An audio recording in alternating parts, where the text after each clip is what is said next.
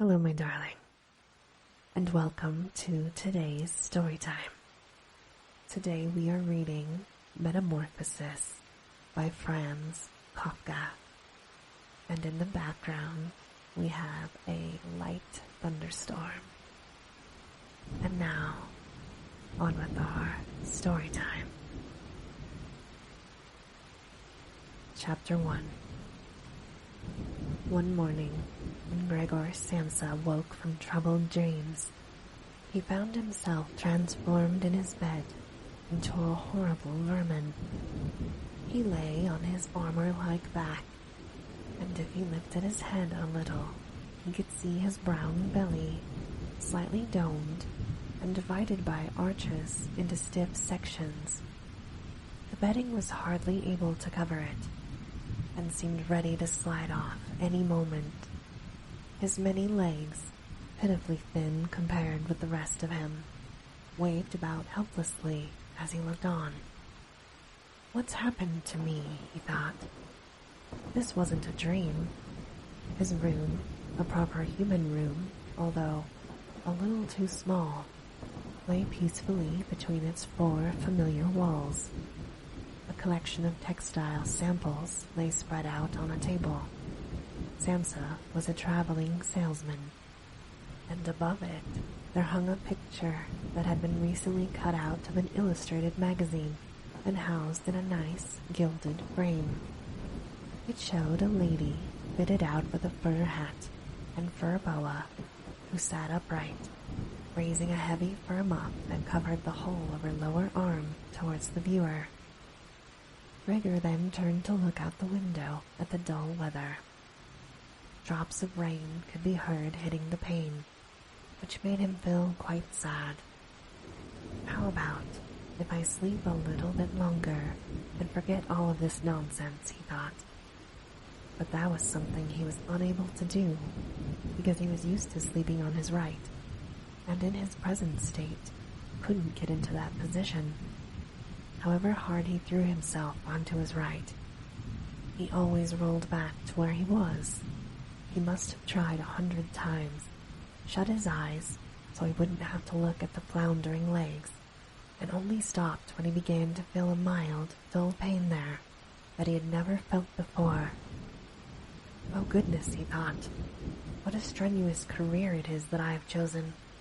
Traveling day in and day out, doing business like this, takes much more effort than doing your own business at home.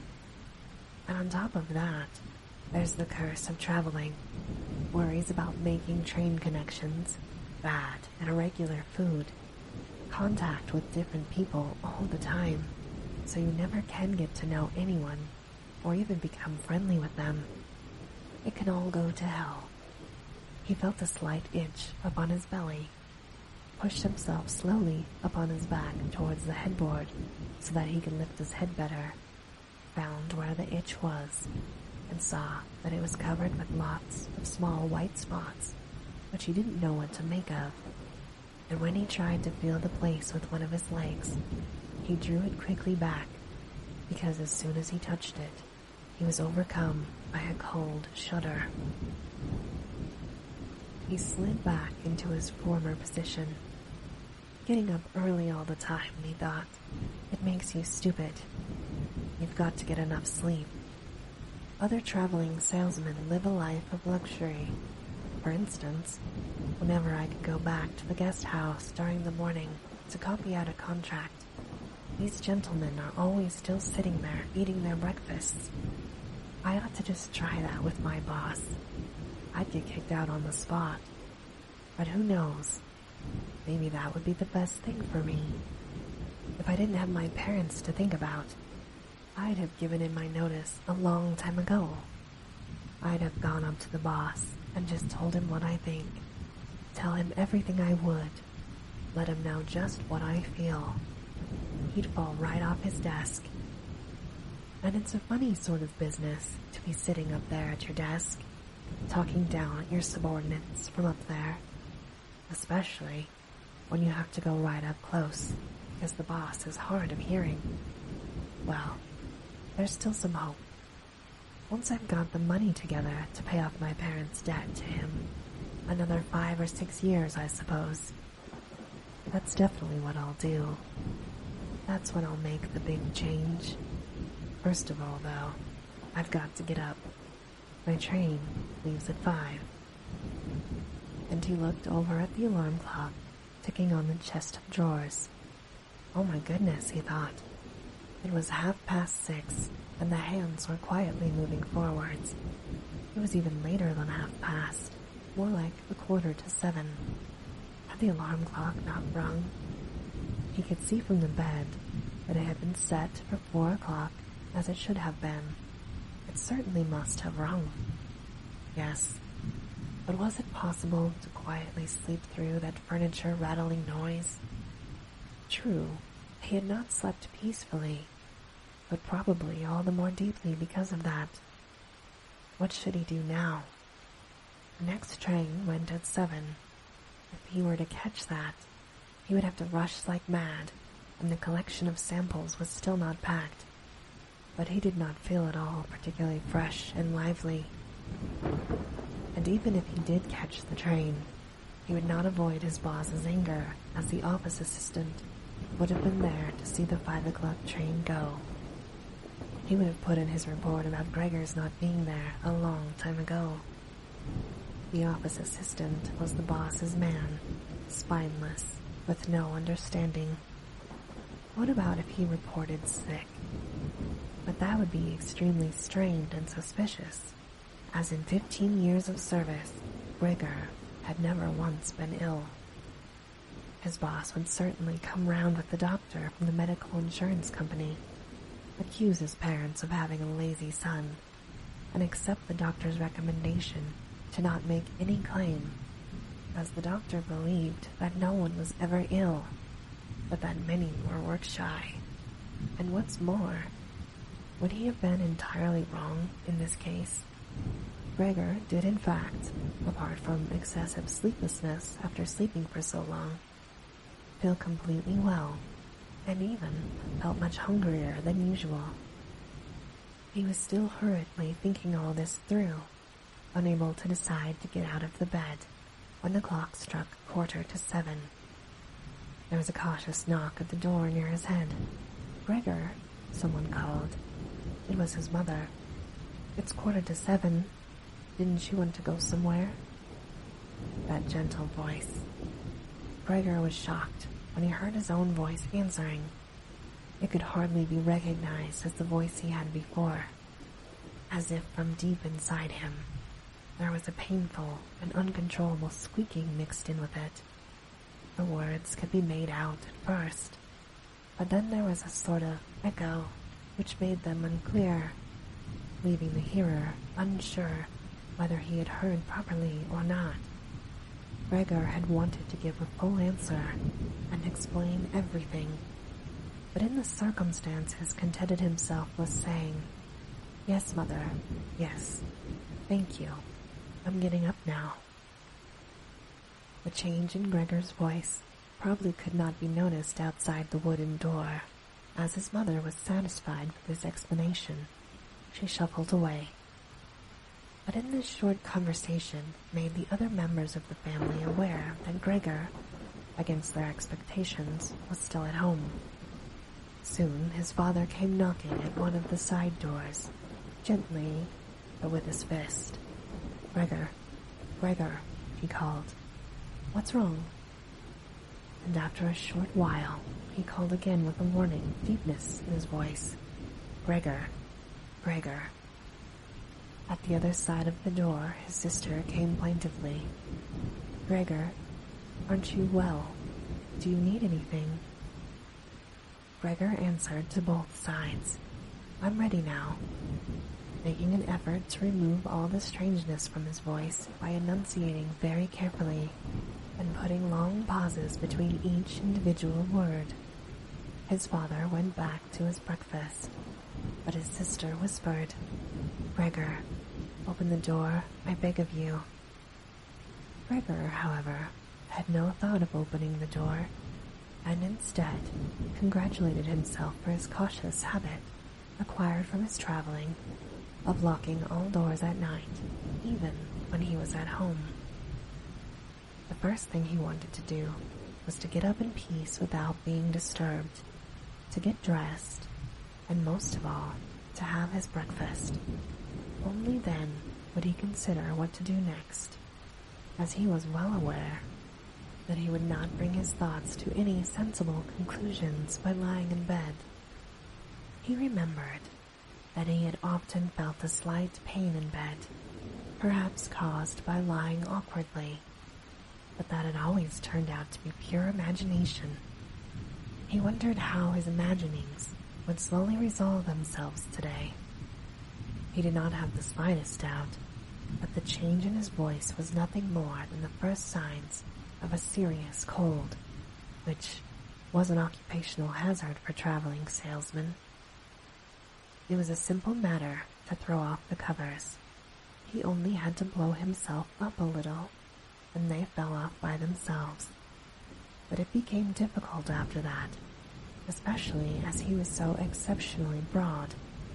He would have used his arms and his hands to push himself up, but instead of them, he only had all those little legs continuously moving in different directions, and which he was moreover unable to control. If he wanted to bend one of them, then that was the first one that would stretch itself out, and if he finally managed to do what he wanted with that leg, all the others seemed to be set free and would move about painfully. "This is something that can't be done in bed," Rigger said to himself, "so don't keep trying to do it." The first thing he wanted was to get the lower part of his body out of his bed, but he had never seen this lower part and could not imagine what it looked like. It turned out to be too hard to move. It went so slowly, and finally, almost in a frenzy, when he carelessly shoved himself forwards with all the force he could gather, he chose the wrong direction. He hit hard against the lower bedpost, and learned from the burning pain he felt that the lower part of his body might well, at present, be the most sensitive. So then he tried to get the top part of his body out of the bed first, carefully turning his head to the side. This he managed quite easily, and despite its breadth and its weight, the bulk of his body eventually followed slowly in the direction of his head. But when he had at last got his head out of the bed and into the fresh air, it occurred to him that if he let himself fall, it would be a miracle if his head were not injured. So he became afraid to carry on pushing himself forward the same way. And he could not knock himself out at any price. Better to stay in bed than lose consciousness. It took just as much effort to get back to where he had been earlier. But when he lay there sighing and was once more watching his legs as they struggled against each other even harder than before, if that was possible, he could think of no way of bringing peace and order to this chaos. He told himself once more that it was not possible for him to stay in bed, and that the most sensible thing to do would be to get free of it in whatever way he could, at whatever sacrifice. At the same time, though, he did not forget to remind himself that calm consideration was much better than rushing to desperate conclusions. At times like this, he would direct his eyes to the window and look out as clearly as he could, but unfortunately, even the other side of the narrow street was enveloped in morning fog, and the view had little confidence or cheer to offer him. 7 o'clock already, he said to himself when the clock struck again. 7 o'clock, and there's rain and fog like this. And he lay there quietly a while longer, breathing lightly, as if he perhaps expected the total stillness to bring things back to their real and natural state. But then he said to himself, Before it strikes 7:15, I'll definitely have to get properly out of bed, and by then, someone will have come round from work to ask what's happened to me as well. They open up at work before 7 o'clock. And so he set himself to the task of swinging the entire length of his body out of the bed at the same time. If he succeeded in falling out of bed in this way, and kept his head raised as he did, he could probably avoid injuring it. His back seemed to be quite hard, and probably nothing would happen falling onto the carpet. His main concern was for the loud noise he was bound to make, and which even through all the doors would probably raise concern, if not alarm. But it was something that had to be risked. When Gregor was already sticking halfway out of the bed, the new method was more of a game than an effort. All he had to do was rock back and forth. It occurred to him how simple everything would be if somebody came to help him. 2 strong people, he and his father and the maid in mind, would have been more than enough. They would only have to push their arms under the dome of his back, peel him away from the bed, bend down with the load, and then be patient and careful as he swang over onto the floor, where hopefully the small legs would definitely find a use. Should he really call for help, though? Even apart from the fact that all the doors were locked? Despite all the difficulty he was in, he could not suppress a smile at this thought. After a while, he had already moved so far across that it would have been hard for him to keep his balance if he rocked too hard. The time was now 7:10, and he would have to make a final decision very soon. Then there was a ring at the door of the flat. That'll be somebody from work, he said to himself. He froze very still, although his little legs only became all the more lively as they danced around. For a moment, everything remained quiet. They're not opening the door, Gregor said to himself, caught in some nonsensical hope. But then, of course, the maid's firm steps went to the door, as ever, and opened it.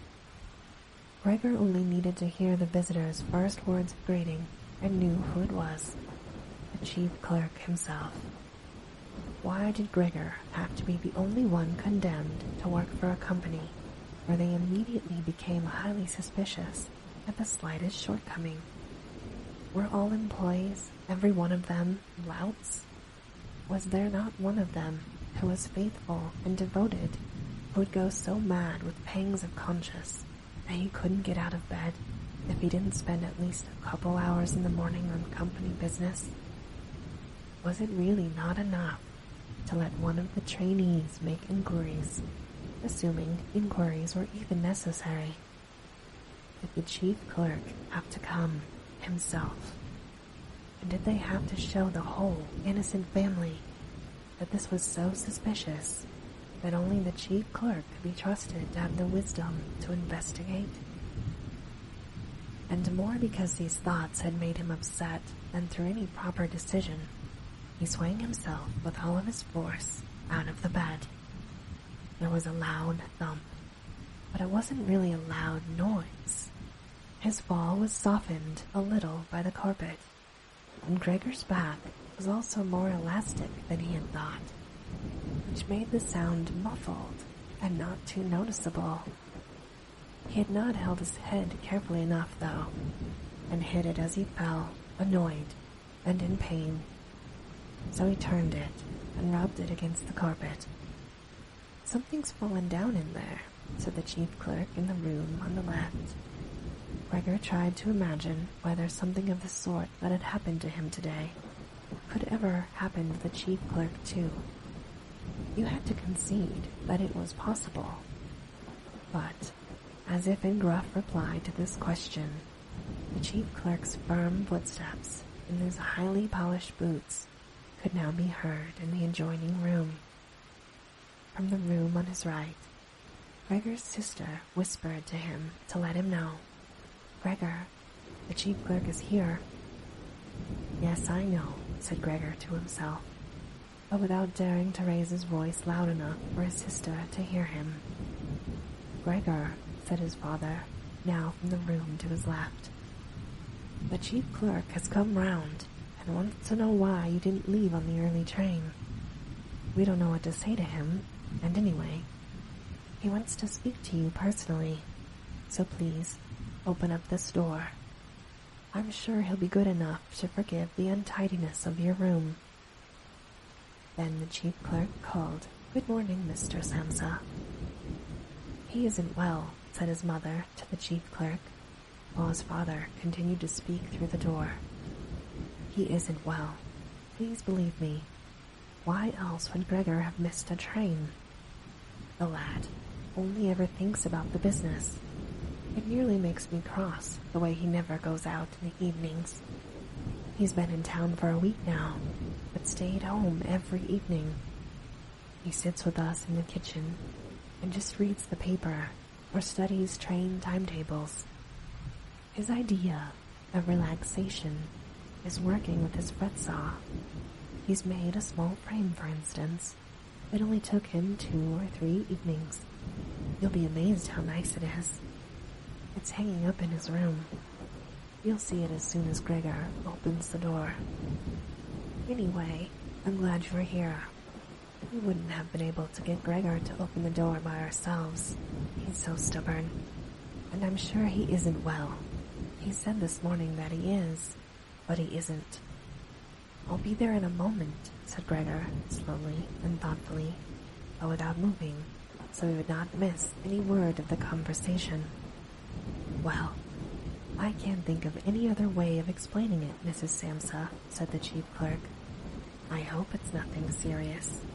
But on the other hand, I must say that if we people in commerce ever become slightly unwell, then, fortunately or unfortunately as you like, we simply have to overcome it because of business considerations." "Gregor," his father said impatiently, "can the chief clerk come to see you now, then?" He knocked at the door again. "No," said Gregor. In his room on his right, there followed a painful silence. In the room on his left, his sister began to cry. So why did his sister not go and join the others? She had probably only just got up and had not even begun to get dressed. But why was she crying? Was it because he had not gotten up and had not let the chief clerk in? Because he was in danger of losing his job? And if that happened, his boss would only more pursue their parents with the same demands as before? There was no need to worry about things like that yet. Gregor was still there, and had not the slightest intention of abandoning his family. For the time being, he just lay there on the carpet, and no one who knew the condition he was in would seriously have expected him to let the chief clerk in. It was only a minor discourtesy, and a suitable excuse could easily be found for it later on. It was not something for which Gregor could be sacked on the spot, and it seemed to Gregor much more sensible to leave him now in peace, instead of disturbing him with talking and crying. But the others didn't know what was happening. They were worried. That would excuse their behavior. The chief clerk now raised his voice. "Mr. Samsa," he called to him. "What is wrong? You barricade yourself in your room. Give us no more than yes or no for an answer. You are causing serious and unnecessary concern to your parents, and you fail, and I mention this just by the way, you fail to carry out your business duties in a way that is quite unheard of. I'm speaking here on behalf of your parents and of your employer, and really must request a clear and immediate explanation. I am astonished, quite astonished. I thought I knew you as a calm and sensible person, but now you suddenly seem to be showing off with peculiar whims. This morning, Your employer did suggest a possible reason for your failure to appear. It's true. It had to do with the money that was recently entrusted to you. But I came near to giving him my word of honor. That could not be the right explanation. But now that I see your incomprehensible stubbornness, I no longer feel any wish whatsoever to intercede on your behalf, and nor is your position all that secure. I had originally intended to say all this to you in private, but since you caused me to waste my time here for no good reason, I don't see why your parents should also not learn of it. Your turnover has been very unsatisfactory of late. I grant you that it's not the time of year to do especially good business. We recognize that. But there simply is no time of year to do no business at all, Mr. Samsa. We cannot allow there to be. But sir, called Gregor, beside himself and forgetting all else in the excitement, I'll open up immediately. Just a moment. I'm slightly unwell, an attack of dizziness. I haven't been able to get up. I'm still in bed now. I'm quite fresh again now, though. I'm just getting out of bed. Just a moment. Please be patient. It's not quite as easy as I'd thought. I'm quite all right now, though. It's shocking what can suddenly happen to a person. I was quite all right last night. My parents know about it, perhaps better than me. I had a small symptom of it last night already. They must have noticed it. I don't know why I didn't let you know at work, but you always think you can get over an illness without staying at home. Please, don't make my parents suffer. There's no basis for any of the accusations you're making. Nobody's ever said a word to me about any of these things. Maybe you haven't read the latest contracts I sent in. I'll set off with the 8 o'clock train. As well, these last few hours of rest had given me strength. You don't need to wait, sir. I'll be in the office soon after you. And please, be so good as to tell that to the boss and recommend me to him. And while Gregor gushed out these words, hardly knowing what he was saying, he made his way over to the chest of drawers. This was easily done, probably because of the practice he already had in bed, where he now tried to get himself upright. He really did want to open the door, really did want to let them see him, and to speak to the chief clerk. The others were being so insistent, and he was curious to learn what they would say when they caught sight of him. If they were so shocked, then it would no longer be Gregor's responsibility, and he could rest. If, however, they took everything calmly, he would still have no reason to be upset, and if he hurried, he really could be at the station for 8 o'clock. The first few times he tried to climb up on the smooth chest of drawers, he just slid down again. But he finally gave himself one last swing and stood there, upright. The lower part of his body was in serious pain, but he no longer gave any attention to it. Now, he let himself fall against the back of a nearby chair and held tightly to the edges of it with his little legs. By now, he had also calmed down and kept quiet so that he could listen to what the chief clerk was saying. "Did you understand a word of that?" the chief clerk asked his parents. "Surely he's not trying to make fools of us." "Oh goodness," called his mother, who was already in tears. "He could be seriously ill, and we're making him suffer." And she cried. "Mother," his sister called from the other side. They communicated across Gregor's room. "You'll have to go for the doctor straight away. Gregor is ill. Quick, get the doctor." "Did you hear the way Gregor spoke just now?" "That was the voice of an animal," said the chief clerk, with a calmness that was in contrast to his mother's screams. "Anna, Anna," his father called into the kitchen through the entrance hall, clapping his hands. "Get a locksmith here, now." and the two girls, their skirts swishing, immediately ran out down the hall, wrenching open the front door of the flat as they went. How had his sister managed to get dressed so quickly?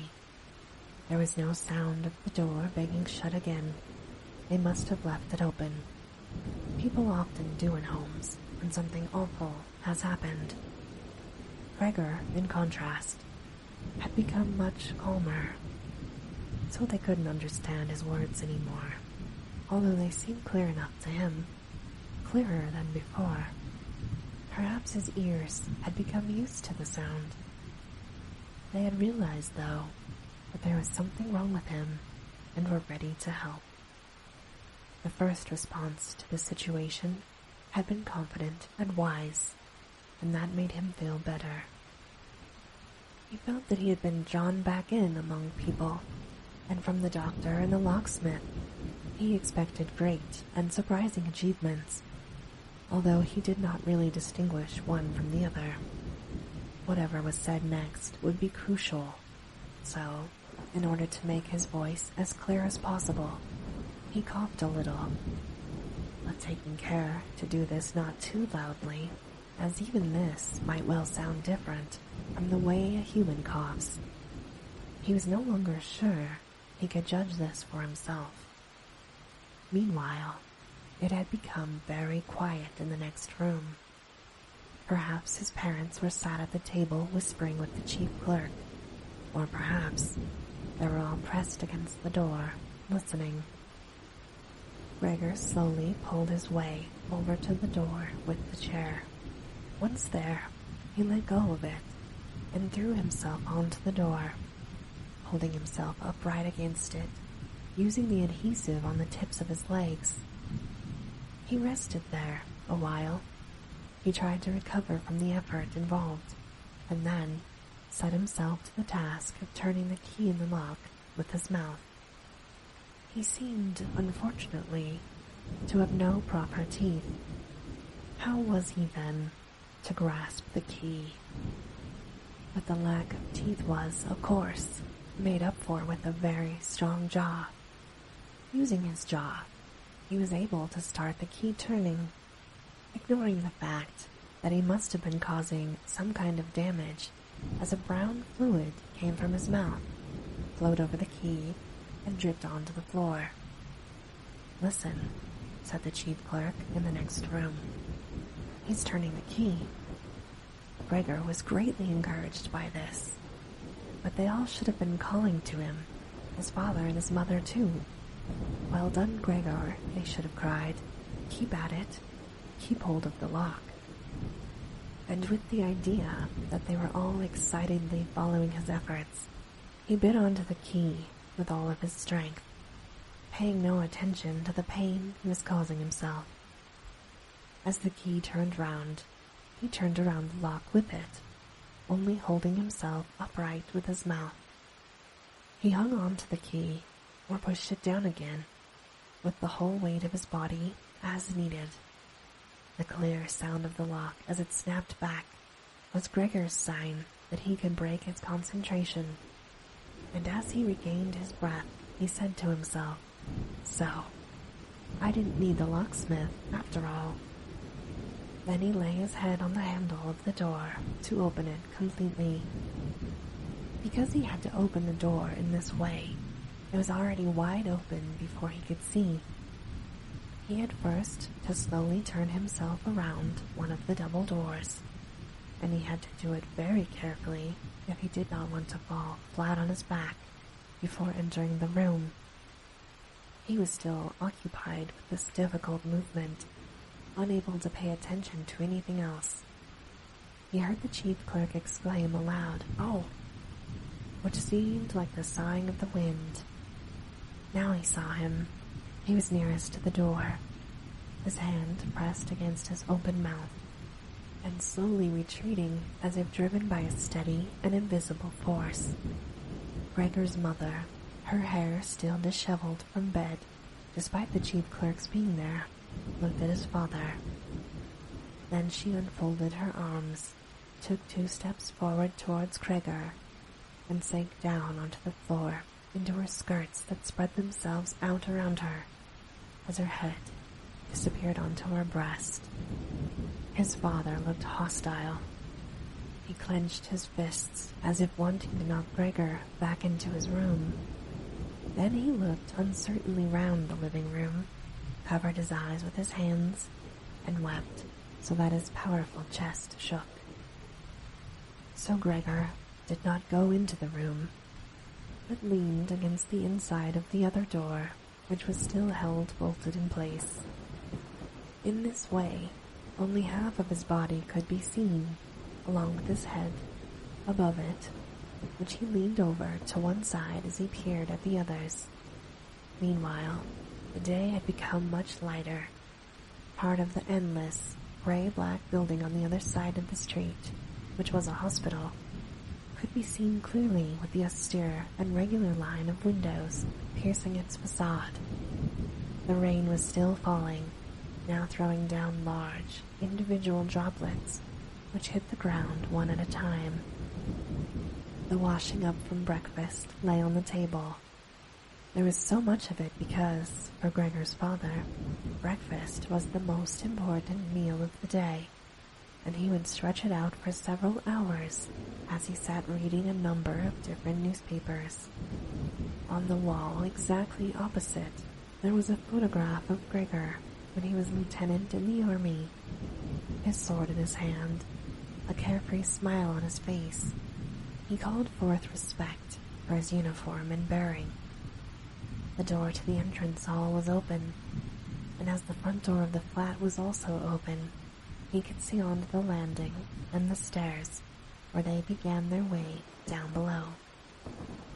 "Now then," said Gregor, well aware that he was the only one to have kept calm. "I'll get dressed straight away, pack up my samples, and set off. Will you please just let me leave? You can see," he said to the chief clerk, "that I'm not stubborn, and I like to do my job. Being a commercial traveler is arduous, but without traveling, I couldn't earn my living." "So where are you going? Into the office, yes? Will you report everything accurately? It's quite possible for someone to be temporarily unable to work, but that's just the right time to remember what's been achieved in the past and consider that later on, once the difficulty has been removed, you will certainly work with all the more diligence and concentration.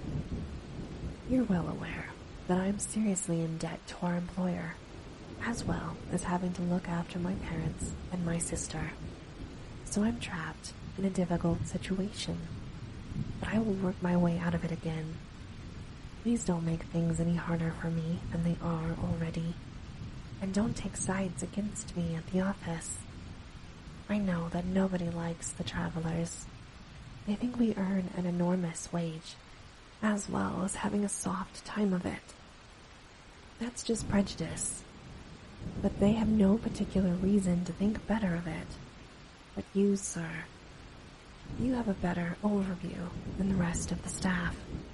In fact, if I can say this in confidence, a better overview than the boss himself. It's very easy for a businessman like him to make mistakes about his employees and judge them more harshly than he should. And you're also well aware that we travelers spend almost the entire year away from the office, so we can easily fall victim to gossip and chance and groundless complaints, and it's almost impossible to defend yourself from that sort of thing. We don't usually even hear about them, or if at all, it's when we arrive back home, exhausted from a trip, and that's when we feel the harmful effects of what's been going on, without even knowing what caused them. Please, sir, don't go away. At least first say something to show that you grant that I'm at least partly right."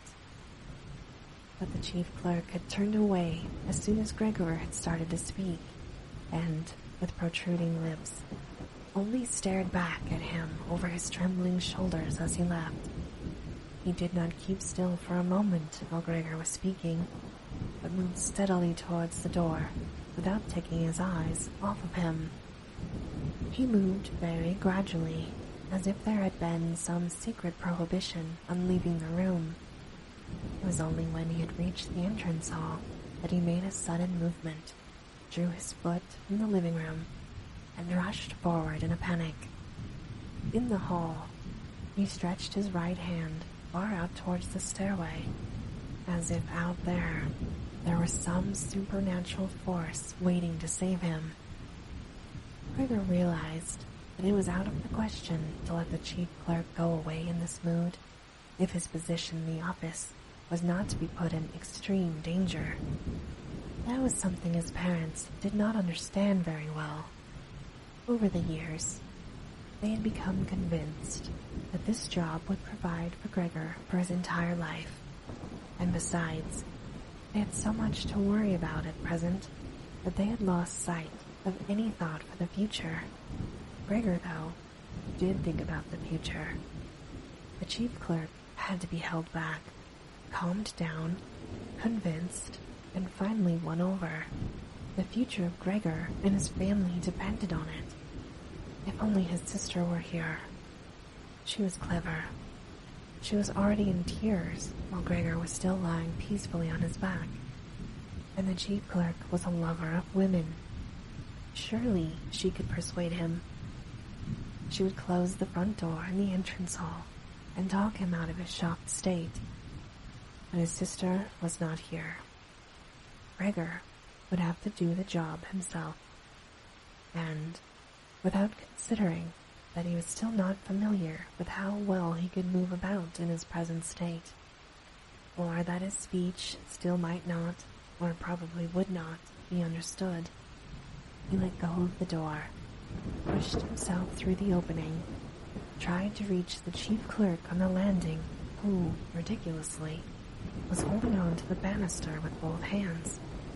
But Gregor fell immediately over, and with a little scream as he sought something to hold onto, landed on his numerous little legs. Hardly had that happened to him. For the first time that day, he began to feel all right with his body. The little legs had the solid ground under them, and to his pleasure, they did exactly as he told them. They were even making the effort to carry him wherever he wanted to go. He was soon believing that all of his sorrows would be finally to an end. He held back the urge to move, but swayed from side to side as he crouched there on the floor. His mother was not far away in front of him, and seemed, at first, quite engrossed in herself. But then she suddenly jumped up with her arms outstretched, and her fingers spread, shouting, "Help! For pity's sake, help!" The way she held her head suggested she wanted to see Gregor better, but the unthinking way she was hurrying backwards showed she did not. She had forgotten that the table was behind her with all the breakfast things. When she reached the table, she sat quickly down on it, without even knowing what she was doing, without even seeming to notice that the coffee pot had been knocked over and a gush of coffee was pouring down onto the carpet. "Mother, Mother," Gregor said gently, looking up at her. He had completely forgotten the chief clerk for the moment, but could not help himself snapping in the air with his jaws at the sight of the flow of coffee. That set his mother screaming anew. She fled from the table and into the arms of his father as he rushed towards her. Gregor, though, had no time to spare for his parents now. The chief clerk had already reached the stairs. With his chin on the banister, he looked back for the last time. Gregor made a run for him. He wanted to be sure of reaching him. The chief clerk must have expected something, as he leapt down several steps at once and disappeared, his shouts resounding all around the staircase. The flight of the chief clerk seemed, unfortunately, to put Gregor's father into a panic as well. Until then, he had been relatively self-controlled, but now, instead of running after the chief clerk himself, or at least not impeding Gregor as he ran after him.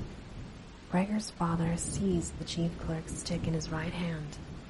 The chief clerk had left it behind on a chair, along with his hat and overcoat. He picked up a large newspaper from the table with his left and used them to drive Gregor back into his room, stamping his foot as they went. Gregor's appeals to his father were of no help. His appeals were simply not understood. However much he humbly turned his head, his father merely stamped his foot all the harder. Across the room, despite the chilly weather, Gregor's mother had pulled open a window, leant far out of it, and pressed her hands to her face. A strong draught of air flew in from the streets towards the stairway. The curtains flew up.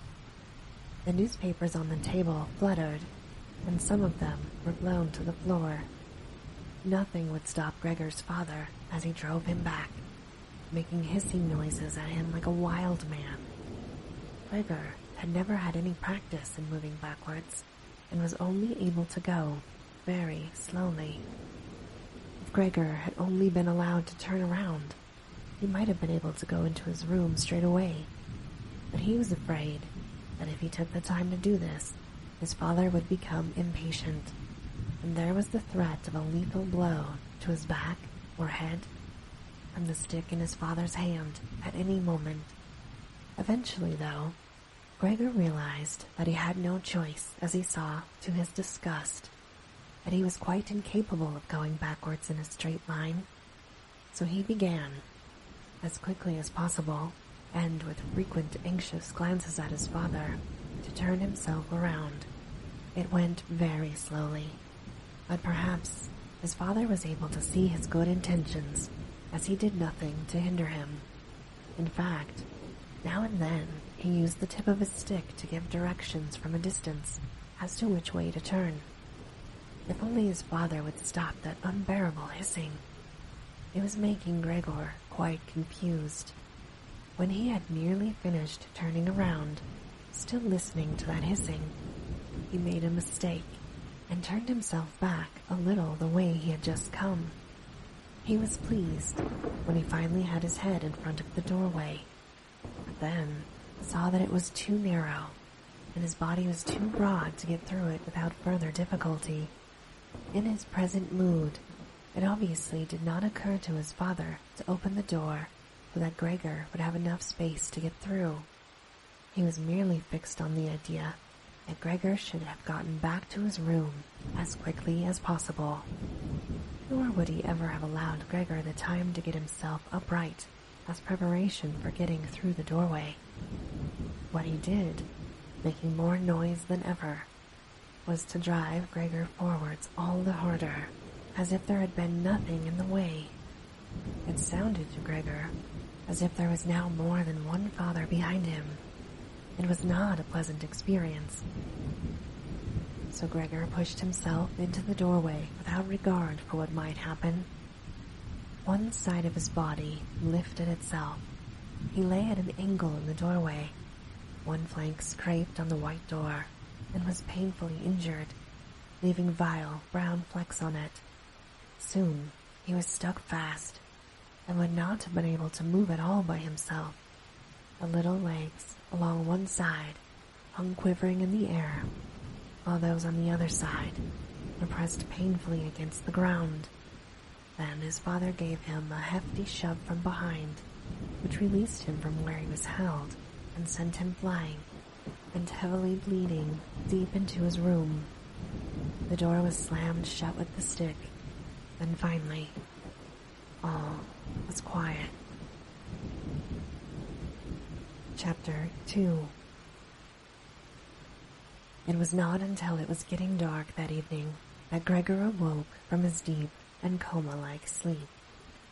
He would have woken soon afterwards anyway, even if he hadn't been disturbed, as he had had enough sleep and felt fully rested. But he had the impression that some hurried steps and the sound of the door leading into the front room being carefully shut had woken him. The light from the electric street lamps shone palely here and there onto the ceiling and tops of the furniture, but down below, where Gregor was, it was dark. He pushed himself over to the door, feeling his way clumsily with his antenna, of which he was now beginning to learn the value, to see what was happening there. The whole of his left side seemed like one painfully stretched scar, and he limped badly on his 2 rows of legs. One of the legs had been badly injured in the events of that morning. It was nearly a miracle that only one of them had been, and it dragged along lifelessly.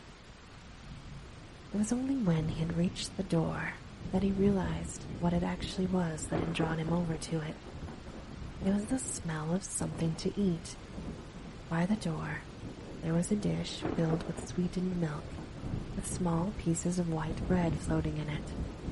He was so pleased he almost laughed, as he was even hungrier than he had been that morning, and immediately he dipped his head into the milk, nearly covering his eyes with it. But as soon as he drew his head back again in disappointment, not only did the pain in his tender left side make it difficult to eat the food, he was only able to eat it if his whole body worked together as a snuffling whole. But the milk did not taste at all nice. Milk like this was normally his favorite drink, and his sister had certainly left it there for him because of that. But he turned, almost against his own will, away from the dish, and crawled back into the center of the room. Through the crack in the door, Gregor could see that the gas had been lit in the living room. His father at this time would normally be sat with his evening paper, reading it out loud to Gregor's mother and sometimes to his sister, but there was now not a sound to be heard.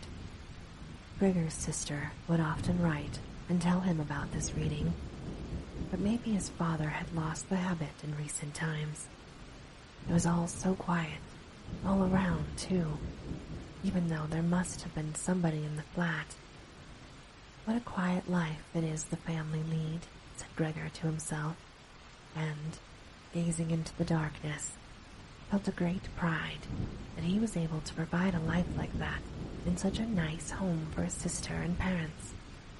But what now, if all this peace and wealth and comfort should come to a horrible and frightening end? That was something that Gregor did not want to think about too much, so he started to move about, crawling up and down the room.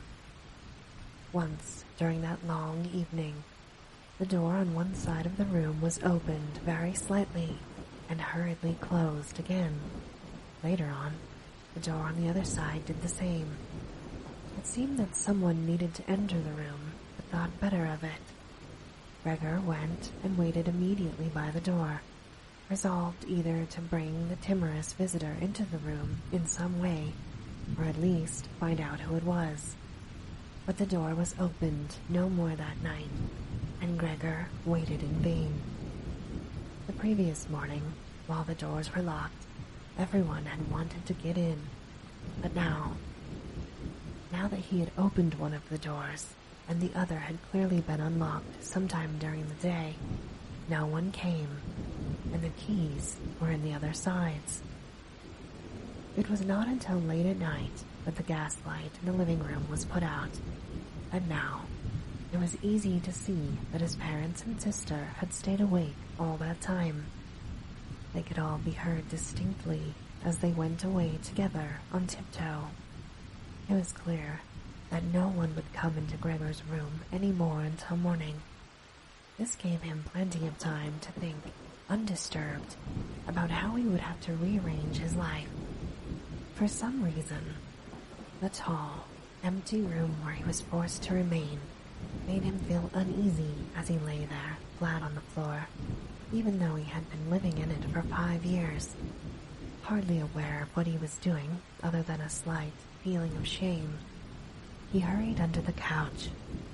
It pressed down on his back a little, and he was no longer able to lift his head, but he nonetheless felt immediately at ease, and his only regret was that his body was too broad to get it all underneath. He spent the entire night there. Some of the time he passed in a light sleep, although he frequently woke from it, always in alarm because of his hunger, and some of the time was spent in worries and vague hopes which, however, always led to the same conclusion. For the time being, he must remain calm. He must show patience and the greatest consideration so that his family could bear the unpleasantness that he, in his present condition, was forced to impose on them. Gregor soon had the opportunity to test the strength of his decisions as early the next morning, almost before the night had ended. His sister, nearly fully dressed, opened the door from the front room and looked anxiously inside. She did not see him straight away, but when she did, she noticed him under the couch, and she was so shocked that she lost control of herself and slammed the door shut again from outside. But she seemed to regret her behavior as she opened the door again straight away and came in on tiptoe. She acted as if entering the room of someone seriously ill, or even of a stranger. Gregor had pushed his head forward, right to the edge of the couch, and watched her. Would she notice that he had left the milk as it was, realize that it was not from any lack of hunger, and bring him in some other food that was more suitable? If she didn't do it herself, he would rather go hungry than draw her attention to it, although he did feel a terrible urge to rush forward from under the couch, throw himself at his sister's feet, and beg her for something good to eat. However, his sister noticed immediately the full dish and looked at it, and the few drops of milk splashed around it with some surprise. She immediately picked it up, using a rag, not her bare hands, and carried it away. Gregor was extremely curious as to what she would bring in its place, imagining the wildest possibilities, but he never could have guessed what his sister, in her goodness, actually did bring. In order to test his taste, she brought him a whole selection of things, all spread out on an old newspaper. There were old, half-rotten vegetables, bones from the evening meal, covered in white sauce that had gone hard, a few raisins and almonds, some cheese that Gregor had declared inedible 2 days before, a dry roll with some bread. This was spread with butter and salt. As well as all that, she had poured some water into the dish, which had probably been permanently set aside for Gregor's use, and placed it beside them. Then, out of consideration for Gregor's feelings, as she knew that he would not eat in front of her, she hurried out again and even turned the key in the lock so that Gregor would know he could make things as comfortable for himself as he liked. Gregor's small legs whirred. At last he could eat. What's more, his injuries must already have completely healed, as he found no difficulty in moving. This amazed him, as more than a month earlier he had cut his finger slightly with a knife. He thought of how his finger had still hurt the day before yesterday. Am I less sensitive than I used to be then? He thought. He was already sucking greedily at the cheese, which had immediately, almost compellingly, attracted him much more than the other foods on the newspaper. Quickly, one after another, his eyes watering with pleasure, he consumed the cheese, the vegetables, and the sauce.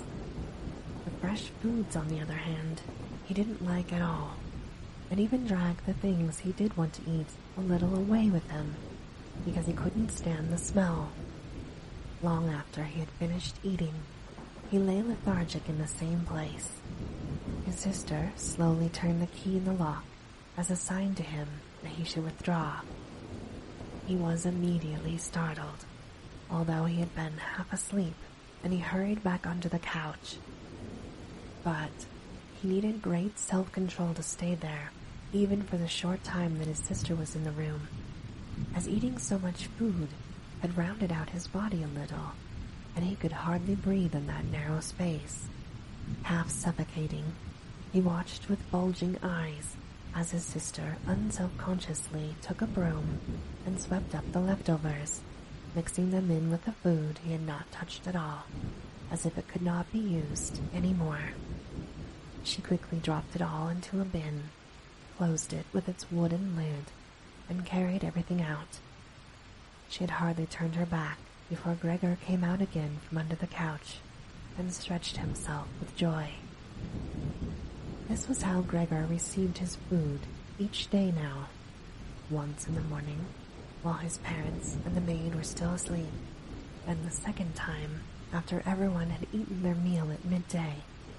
His parents would sleep for a small time as well, and Gregor's sister would send the maid away on some errand.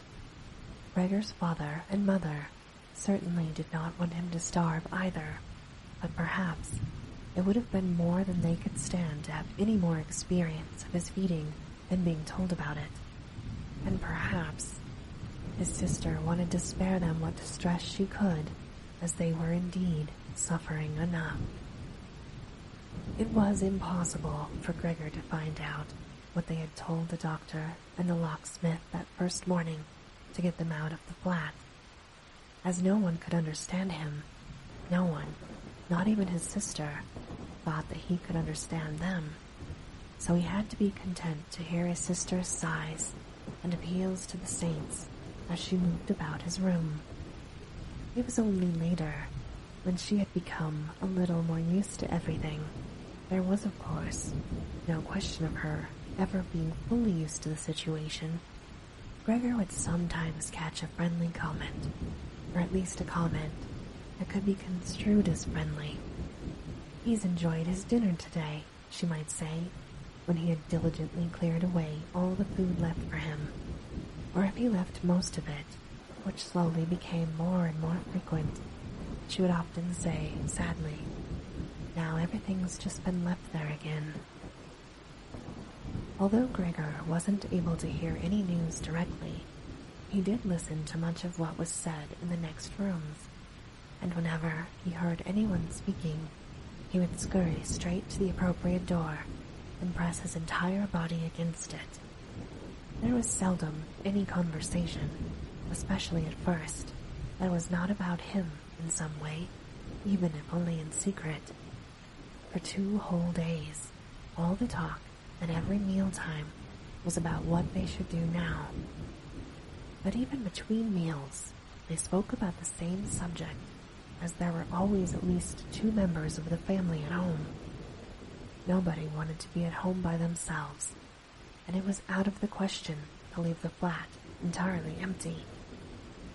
And on the very first day, the maid had fallen to her knees and begged Gregor's mother to let her go without delay.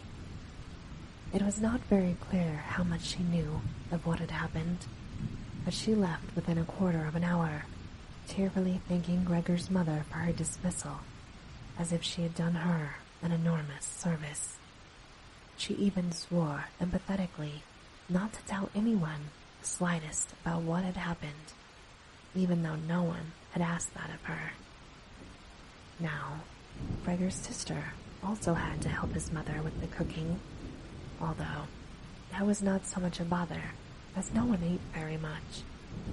Gregor often heard how one of them would unsuccessfully urge another to eat, and receive no more answer than, "No thanks, I've had enough," or something similar. No one drank very much either. His sister would sometimes ask his father whether he would like a beer, hoping for the chance to go and fetch it herself. When his father then said nothing, she would add, so that he would not feel selfish, that she could send the housekeeper for it. But then his father would close the matter with a big, loud no, and no more would be said. Even before the first day had come to an end, his father had explained to Gregor's mother and sister what their finances and prospects were. Now and then, he stood up from the table and took some receipt or document from the little cash box he had saved from his business when it had collapsed 5 years earlier. Gregor heard how he opened the complicated lock and then closed it again after he had taken the item he wanted. What he heard his father say was some of the first good news that Gregor heard since he had first been incarcerated in his room. He had thought that nothing at all remained from his father's business. At least, he had never been told anything different, and Gregor had never asked him about it anyway. Their business misfortune had reduced the family to a state of total disrepair, and Gregor's only concern at that time had been to arrange things so that they could all forget about it as quickly as possible. So then, he started working exceptionally hard with a fiery vigor that raised him from a junior salesman to a traveling representative almost overnight. It brought with it the chance to earn money in quite different ways. Gregor converted his success at work straight into cash he could lay on the table at home for the benefit of his astonished and delighted family. They had been good times, and they had never come again, at least not with the same splendor, even though Gregor had later earned so much that he was in a position to bear the costs of the entire family, and he did bear them. They had even gotten used to it, both Gregor and the family. They took the money with gratitude, and he was able to provide it, glad, although there was no longer much warm affection given in return. Gregor only remained close to his sister now. Unlike him, she was very fond of music and a gifted and expressive violinist. It was his secret plan to send her to the conservatory next year, even though it would cause great expense that would have to be made up for in some other way. During Gregor's short periods in town, conversation with his sister would often turn to the conservatory, but it was only ever mentioned as a lovely dream that could never be realized. Their parents did not like to hear this innocent talk, but Gregor thought about it quite hard, and he decided he would let them know what he planned at the grand announcement on Christmas Day. That was the sort of totally pointless thing that went through his mind in his present state, pressed upright against a door and listening. There were times when he simply became too tired to continue listening, when his head would fall wearily against the door, and he would pull it up again with a start, as even the slightest noise he caused would be heard next door, and they would all go silent. "What's he doing now?" his father would say after a while, clearly having gone over to the door, and only then would the interrupted conversation slowly be taken up again. When explaining things, his father repeated himself several times, partly because it was a long time since he had been occupied with these matters himself, and partly because Gregor's mother did not understand everything the first time. From these repeated explanations, Gregor heard, to his pleasure, that despite all their misfortunes, there was still some money available from the old days. It was not a lot, but it had not been touched in the meantime, and some interest had accumulated. Besides that, they had not been using up all the money that Gregor brought home every month. He kept only a small amount for himself, so that, too, had been accumulating. Behind the door, Gregor nodded with enthusiasm in his pleasure at this unexpected thrift and caution. He could actually have used this surplus money to reduce his father's debt to his boss, and the day when he could have freed himself from that job would have come much closer. But now, it was certainly better the way his father had done things. This money, however, was certainly not enough to enable the family to live off the interest. It was enough to maintain them for perhaps 1 or 2 years, no more. That's to say, it was money that should not really be touched, but set aside for emergencies. Money to live on had to be earned. His father was healthy but old and lacking in self-confidence. During the 5 years he had not been working, the first holiday in a life that had been full of strain and no success, he had put on a lot of weight and become very slow and clumsy. Would Gregor's elderly mother now have to go and earn money? She suffered from asthma, and it was a strain for her just to move around the home. Every day would be spent struggling for breath on the sofa by the open window. Would then his sister have to go and earn money? She was still a child of 17. Her life up until then had been very enviable, consisting of wearing nice clothes, sleeping late, helping out in the business, joining in with a few modest pleasures, and most of all, playing the violin. Whenever they began to talk of the need to earn money, Gregor would always first let go of the door and then throw himself onto the cool leather sofa next to it, as he became quite hot with shame and regret. He would often lie there the whole night through, not sleeping a wink, but scratching at the leather for hours on end, or he might go to all the effort of pushing a chair to the window, climbing up onto the sill, and propped up in the chair, leaning on the window to stare out of it. He used to feel a great sense of freedom from doing this, but doing it now was obviously something more remembered than experienced, as what he actually saw in this way was becoming less distinct every day. Even things that were quite near. He had used to curse the ever-present view of the hospital across the street, but now he could not see it at all, and if he had not known that he lived in Charlottenstrasse, which was a quiet street despite being in the middle of the city, he could have thought that he was looking out the window at a barren waste where the gray sky and the gray earth mingled inseparably. His observant sister only needed to notice the chair twice before she would always push it back to its exact position by the window after she had tidied up the room, and she would even leave the inner pane of the window open from then on.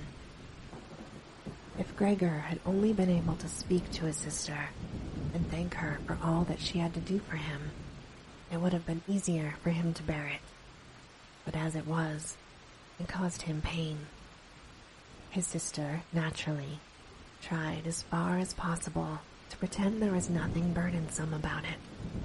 And the longer it went on, of course, the better she was able to do so. But as time went by, Gregor was also able to see through it all so much better. It had even become very unpleasant for him now whenever she entered the room. No sooner had she come in than she would quickly close the door as a precaution so no one would have to suffer the view into Gregor's room. Then she would go straight to the window and pull it hurriedly open, almost as if she were suffocating. Even if it was cold, she would stay at the window, breathing deeply for a little while. She would alarm Gregor twice a day with this running about and noise-making, and he would stay under the couch shivering the whole while, knowing full well she would certainly have liked to spare him this ordeal, but it was impossible for her to be in the same room with him, with the windows closed.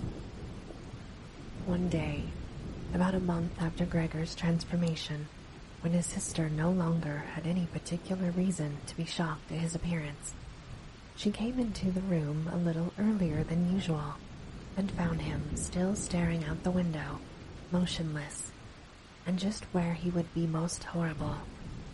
In itself, his sister's not coming into his room would have been no surprise for Gregor, as it would have been difficult for her to immediately open the window while he was still there.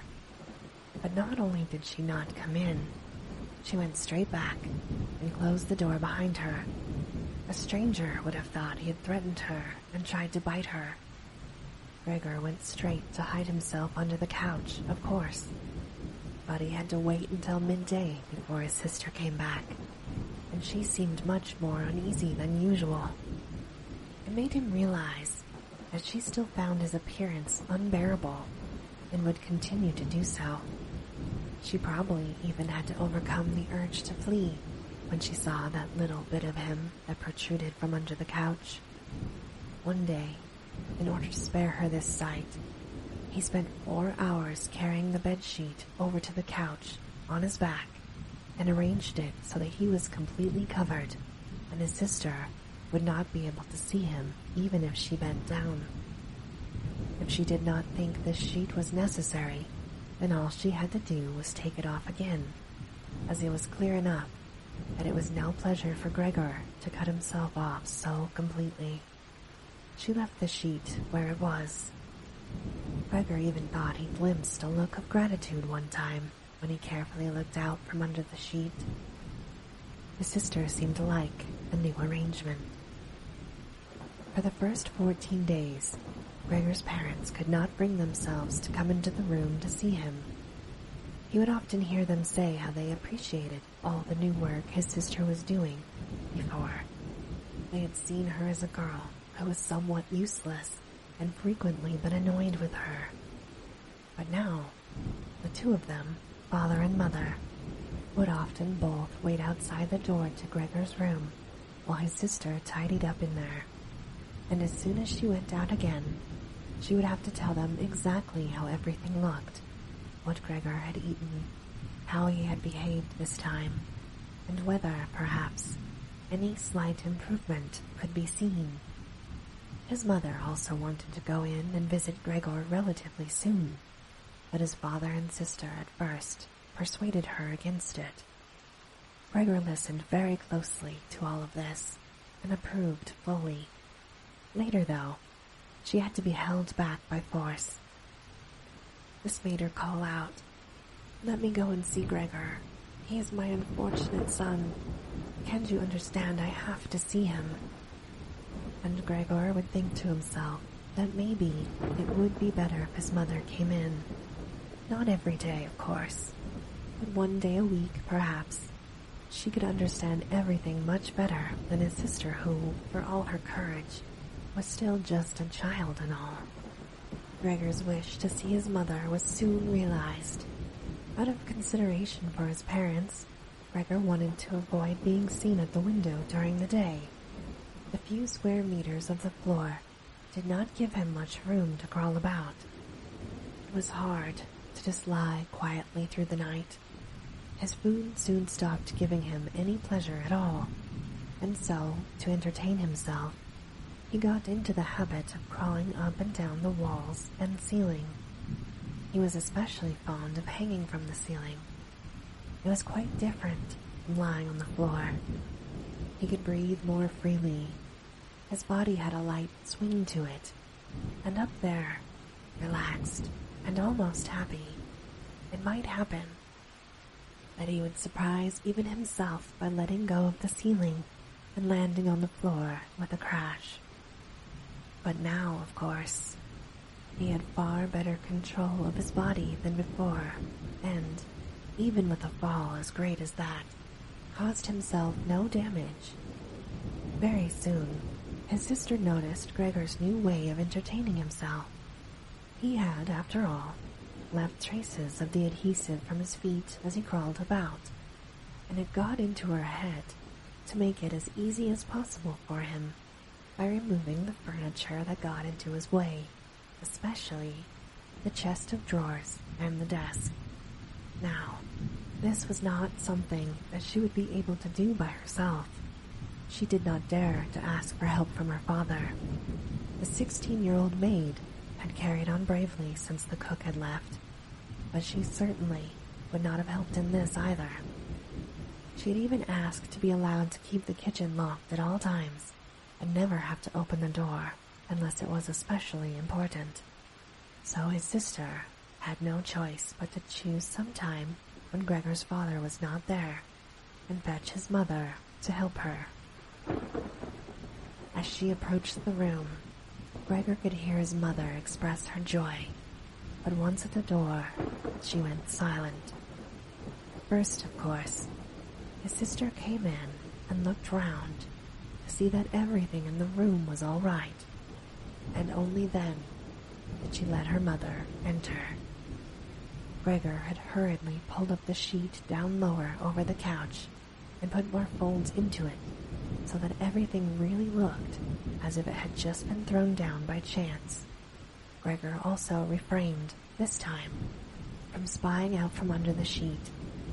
He gave up the chance to see his mother until later, and was simply glad that she had come. "You can come in. He can't be seen," said his sister, obviously leading her by the hand. The old chest of drawers was too heavy for a pair of feeble women to be heaving about, but Gregor listened as they pushed it from its place, his sister always taking on the heaviest part of the work for herself and ignoring her mother's warnings that she would strain herself. This lasted a very long time. After laboring at it for 15 minutes or more, his mother said it would be better to leave the chest where it was. For one thing, it was too heavy for them to get the job finished before Gregor's father got home, and leaving it in the middle of the room would be in his way even more. And for another thing, it wasn't even sure that taking the furniture away would really be any help to him. She thought just the opposite. The sight of the bare walls saddened her right to her heart. And why wouldn't Gregor feel the same way about it? He'd been used to this furniture in his room for quite a long time, and it would make him feel abandoned to be in an empty room like that.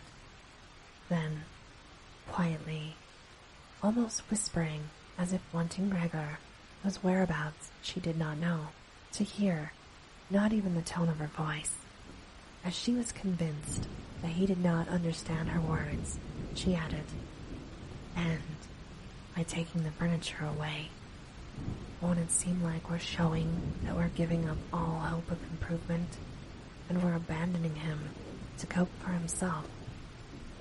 I think it'd be best to leave the room exactly the way it was before, so that when Gregor comes back to us again, he'll find everything unchanged, and he'll be able to forget the time in between all the easier." Hearing these words from his mother made Gregor realize that the lack of any direct human communication, along with the monotonous life led by the family during these 2 months, must have made him confused. He could think of no other way of explaining to himself why he had seriously wanted his room emptied out. Had he really wanted to transform his room into a cave? A warm room, fitted out with the nice furniture he had inherited. That would have let him crawl around unimpeded in any direction, but it would also have let him quickly forget his past, when he had still been human. He had come very close to forgetting, and it had only been the voice of his mother, unheard for so long, that had shaken him out of it. Nothing should be removed. Everything had to stay. He could not do without the good influence the furniture had on his condition, and if the furniture made it difficult for him to crawl around mindlessly, that was not a loss, but a great advantage. His sister, unfortunately, did not agree. She had become used to the idea, not without reason, that she was Gregor's spokesman to his parents about the things that concerned him. This meant that his mother's advice now was sufficient reason for her to insist on removing not only the chest of drawers and the desk, as she had thought at first, but all of the furniture apart from the all-important couch. It was more than childish perversity, of course, or the unexpected confidence she had recently acquired that made her insist.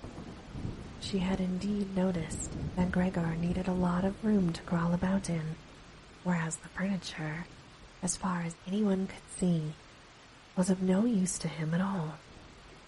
Girls of that age, though, do become enthusiastic about things and feel they must get their way whenever they can. Perhaps this was what tempted Gret to make Gregor's situation seem even more shocking than it was, so that she could do even more for him. Gret was probably the only one who would dare enter a room dominated by Gregor, crawling about the bare walls by himself. So, she refused to let her mother dissuade her. Gregor's mother already looked uneasy in his room.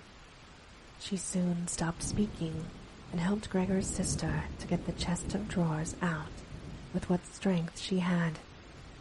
The chest of drawers was something that Gregor could do without if he had to, but the writing desk had to stay.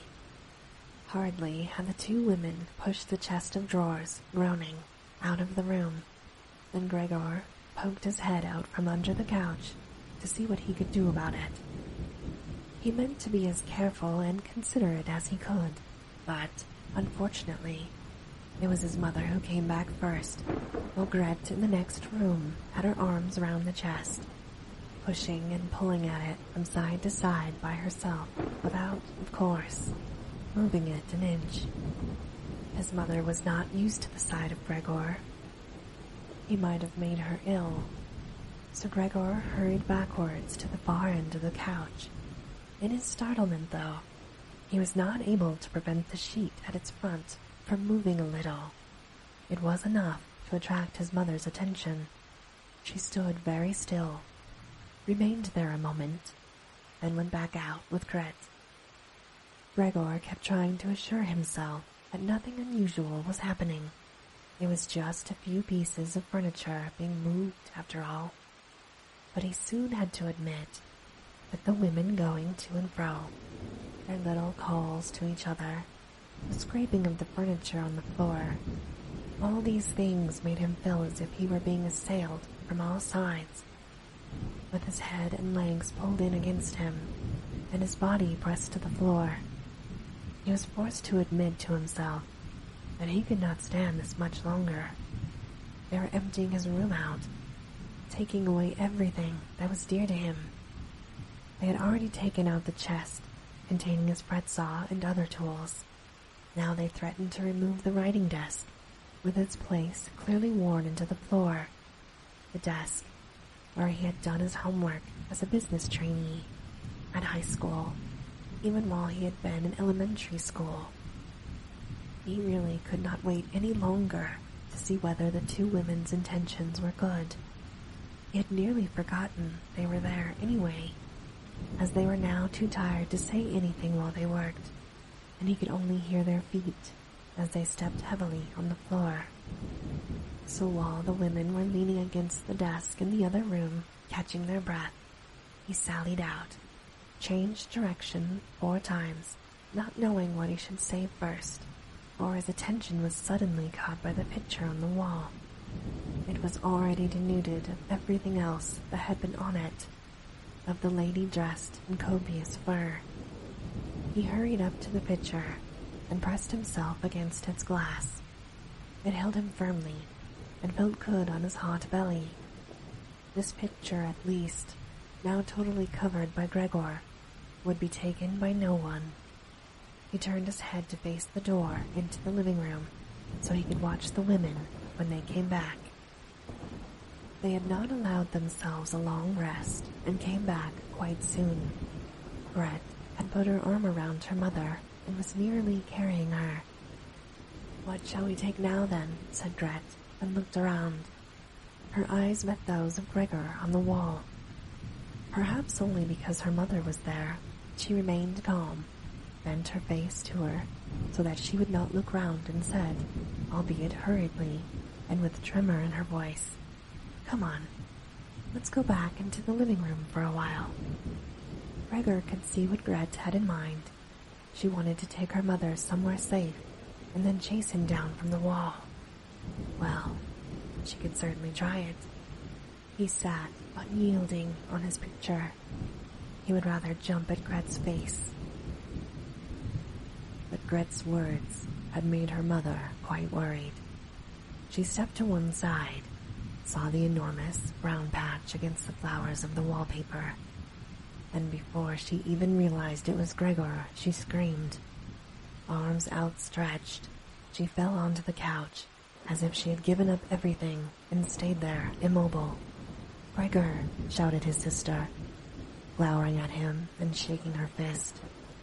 That was the first word she had spoken to him directly since his transformation. She ran into the other room to fetch some kind of smelling salts to bring her mother out of her faint. Gregor wanted to help too. He could save his picture later, although he stuck fast to the glass and had to pull himself off by force. Then he too ran into the next room as if he could advise his sister like in the old days. But he had to just stand behind her, doing nothing. She was looking into various bottles, and he startled her when she turned around. The bottle fell to the ground and broke. A splinter cut Gregor's face. Some kind of caustic medicine splashed all over him. Now, without delaying any longer, Gret took hold of all the bottles she could and ran with them to her mother. She slammed the door shut with her foot. So now Gregor was shut out from his mother, who because of him might be near to death. He could not open the door if he did not want to chase his sister away, and she had to stay with his mother. There was nothing for him to do but wait, and, oppressed with anxiety and self-reproach, he began to crawl about. He crawled over everything, walls, furniture, ceiling, and finally, in his confusion, as the entire room began to spin around him, he fell down into the middle of the dinner table. He lay there for a while, numb, immobile. All around him it was quiet. Maybe that was a good sign. Then there was someone at the door. The maid, of course, had locked herself in the kitchen so that Gret would have to go and answer it. His father had arrived home. What happened were his first words. Gret's appearance must have made everything clear to him. She answered him with a subdued voice and openly pressed her face into his chest. "Mother's fainted, but she's better now." Gregor got out. "Just as I expected," said his father. "Just as I always said. But you women wouldn't listen, would you?" It was clear to Gregor that Gret had not said enough, and that his father took it to mean that something bad had happened, that he was responsible for some act of violence. That meant that Gregor would now have to try to calm his father, as he did not have the time to explain things to him, even if that had been possible. So he fled out the door of his room and pressed himself against it, so that his father, when he came in from the hall, could see straight away that Gregor had the best intentions and would go back to his room without delay, that it would not be necessary to drive him back, but that they had only to open the door and he would disappear. His father, though, was not in the mood to notice subtleties like that. "Ah," he shouted as he came in, sounding as if he were both angry and glad at the same time. Gregor drew his head back from the door and lifted it towards his father. He really had not imagined his father the way he stood there now. Of late, with his new habit of crawling about, he had neglected to pay attention to what was going on in the rest of the flat, the way he had done before. He really ought to have expected things to have changed, but still, was that really his father?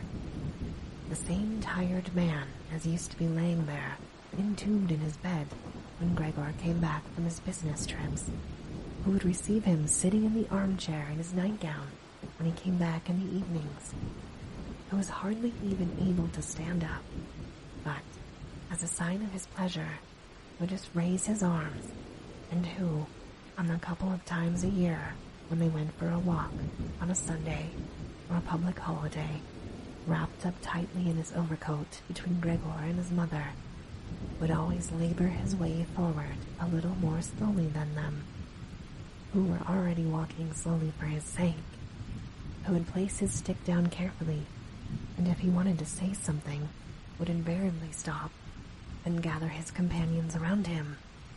He was standing up straight enough now, dressed in a smart new uniform with gold buttons, the sort worn by the employees of the Banking Institute. Above the high, stiff collar of the coat, his strong, double chin emerged under the bushy eyebrows. His piercing, dark eyes looked out fresh and alert. His normally unkempt white hair was combed down painfully close to the scalp. He took his cap, with its gold monogram from, probably, some bank, and threw it in an arc right across the room onto the sofa. He put his hands into his trouser pockets, pushing back the bottom of his long uniform coat, and, with a look of determination, walked towards Gregor. He probably did not even know himself what he had in mind, but nonetheless lifted his feet unusually high. Gregor was amazed at the enormous size of the soles of his boots, but wasted no time with that. He knew full well, right from the first day of his new life, that his father thought it necessary to be extremely strict with him, and so he ran up to his father, stopped when his father stopped, scurried forward again when he moved, even slightly. In this way, they went around the room several times without anything decisive happening, without even giving the impression of a chase, as everything went so slowly. Gregor remained all this time on the floor, largely because he feared his father might see it as especially provoking if he fled onto the wall or ceiling. Whatever he did, Gregor had to admit that he certainly would not be able to keep up this running for long. As for each step his father took, he had to carry out countless movements. He became noticeably short of breath. Even in his earlier life, his lungs had not been very reliable. Now, as he lurched about in his efforts to muster all the strength he could for running, he could hardly keep his eyes open. His thoughts became too slow for him to think of any other way of saving himself than running. He almost forgot that the walls were there for him to use, although, here, they were concealed behind carefully carved furniture full of notches and protrusions. Then, right beside him, lightly tossed, something flew down and rolled in front of him. It was an apple. Then another immediately flew at him. Gregor froze in shock. There was no longer any point in running, as his father had decided to bombard him. He had filled his pockets with fruit from the bowl on the sideboard, and now, without even taking the time for careful aim, he threw one apple after another. These small, red apples rolled about on the floor, knocking into each other as if they had electric motors. An apple thrown without much force glanced against Gregor's back and slid off without doing any harm. Another one, however, immediately following it, hit squarely and lodged in his back. Gregor wanted to drag himself away, as if he could remove the surprising, the incredible pain by changing his position, but he felt as if nailed to the spot and spread himself out. All his senses were in confusion. The last thing he saw was the door of his room being pulled open. His sister was screaming. His mother ran out in front of her in her blouse, as his sister had taken off some of her clothes after she fainted to make it easier for her to breathe. She ran to his father, her skirts unfastened, and sliding one after another to the ground, stumbling over the skirts as she pushed herself to his father, her arms around him, uniting herself with him totally. Now Gregor lost his ability to see anything. Her hands behind his father's head, begging him to spare Gregor's life for the last thing he saw. Chapter 3. No one dared to remove the apple lodged in Gregor's flesh, so it remained there as a visible reminder of his injury. He had suffered it there for more than a month, and his condition seemed serious enough to remind even his father that Gregor, despite his current sad and revolting form, was a member of a family who could not be treated as an enemy. On the contrary, as a family there was a duty to swallow any revulsion for him and to be patient, just to be patient. Because of his injuries, Gregor had lost much of his mobility, probably permanently. He had been reduced to the condition of an ancient invalid, and it took him long minutes to crawl across his room. Crawling over the ceiling was out of the question. But this deterioration in his condition was fully, in his opinion, made up for by the door to the living room being left open every evening.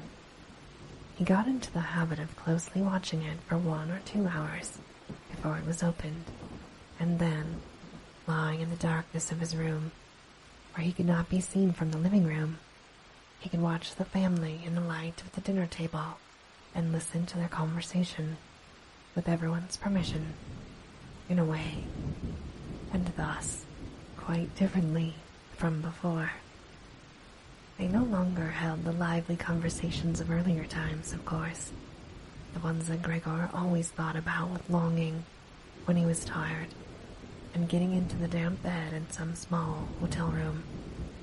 All of them were usually very quiet nowadays. Soon after dinner, his father would go to sleep in his chair. His mother and sister would urge each other to be quiet. His mother, bent deeply under the lamp, would sew fancy underwear for a fashion shop. His sister, who had taken a sales job, learned shorthand and French in the evenings so that she might be able to get a better position later on. Sometimes, his father would wake up and say to Gregor's mother, "You're doing so much more sewing again today," as if he did not know that he had been dozing. And then he would go back to sleep again, while mother and sister would exchange a tired grin. With a kind of stubbornness, Gregor's father refused to take his uniform off, even at home. While his nightgown being unused on its peg, Gregor's father would slumber where he was, fully dressed, as if always ready to serve, and expecting to hear the voice of his superior even here. The uniform had not been new to start with, but as a result of this it slowly became even shabbier, despite the efforts of Gregor's mother and sister to look after it. Gregor would often spend the entire evening looking at all the stains on this coat, with its gold buttons always kept polished and shiny, while the old man in it would sleep, highly uncomfortable but peaceful. As soon as it struck 10, Gregor's mother would speak gently to his father and wake him and try to persuade him to go to bed. But he couldn't sleep properly where he was, and he really had to get his sleep if he was to be up at 6 to get to work. But since he had been in work, he had become more obstinate and would always insist on staying longer at the table, even though he regularly fell asleep. And it was then harder than ever to persuade him to exchange the chair for his bed. Then, however much mother and sister would importune him with little reproaches and warnings, he would keep slowly shaking his head for a quarter of an hour, with his eyes closed and refusing to get up. Gregor's mother would tug at his sleeve, whisper endearments into his ear. Gregor's sister would leave her work to help her mother, but nothing would have any effect on him. He would just sink deeper into his chair. Only when the two women took him under the arms, he would abruptly open his eyes, look at them one after the other and say, "What a life. This is what peace I get in my old age." And, supported by the two women, he would lift himself up carefully, as if he were carrying the greatest load himself, let the women take him to the door, send them off, and carry on by himself, while Gregor's mother would throw down her needle and her sister her pen, so they could run after his father and continue being the help to him. Who, in this tired and overworked family, would have had time to give more attention to Gregor than was absolutely necessary? The household budget became even smaller, so now the maid was dismissed. An enormous, thick-boned charwoman with white hair that flapped round her head came every morning and evening to do the heaviest work. Everything else was looked after by Gregor's mother, on top of the large amount of sewing she did.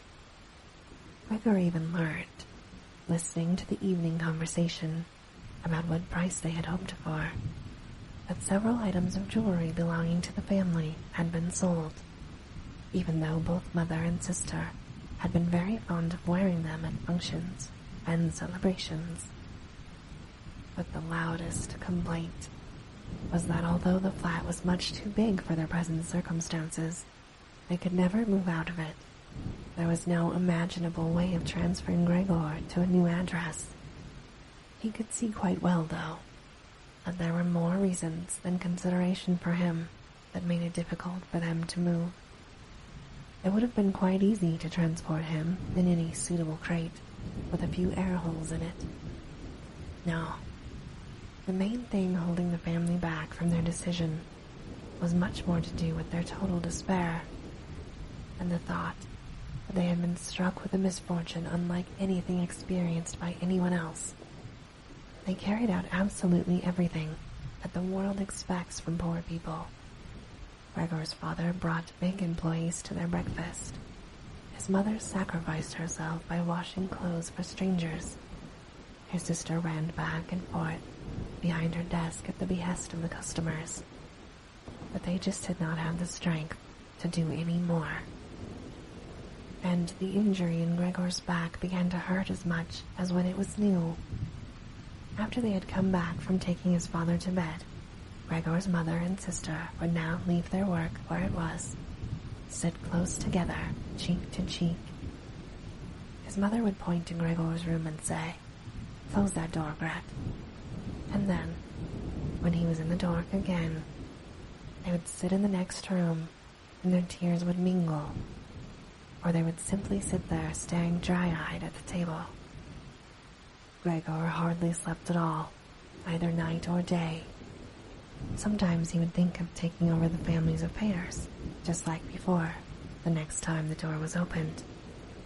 He had long forgotten about his boss and the chief clerk, but they would appear again in his thoughts, the salesman and the apprentices, that stupid tea-boy, 2 or 3 friends from other businesses, one of the chambermaids from a provincial hotel, a tender memory that appeared and disappeared again, the cashier from a hat shop, for whom his attention had been serious but too slow.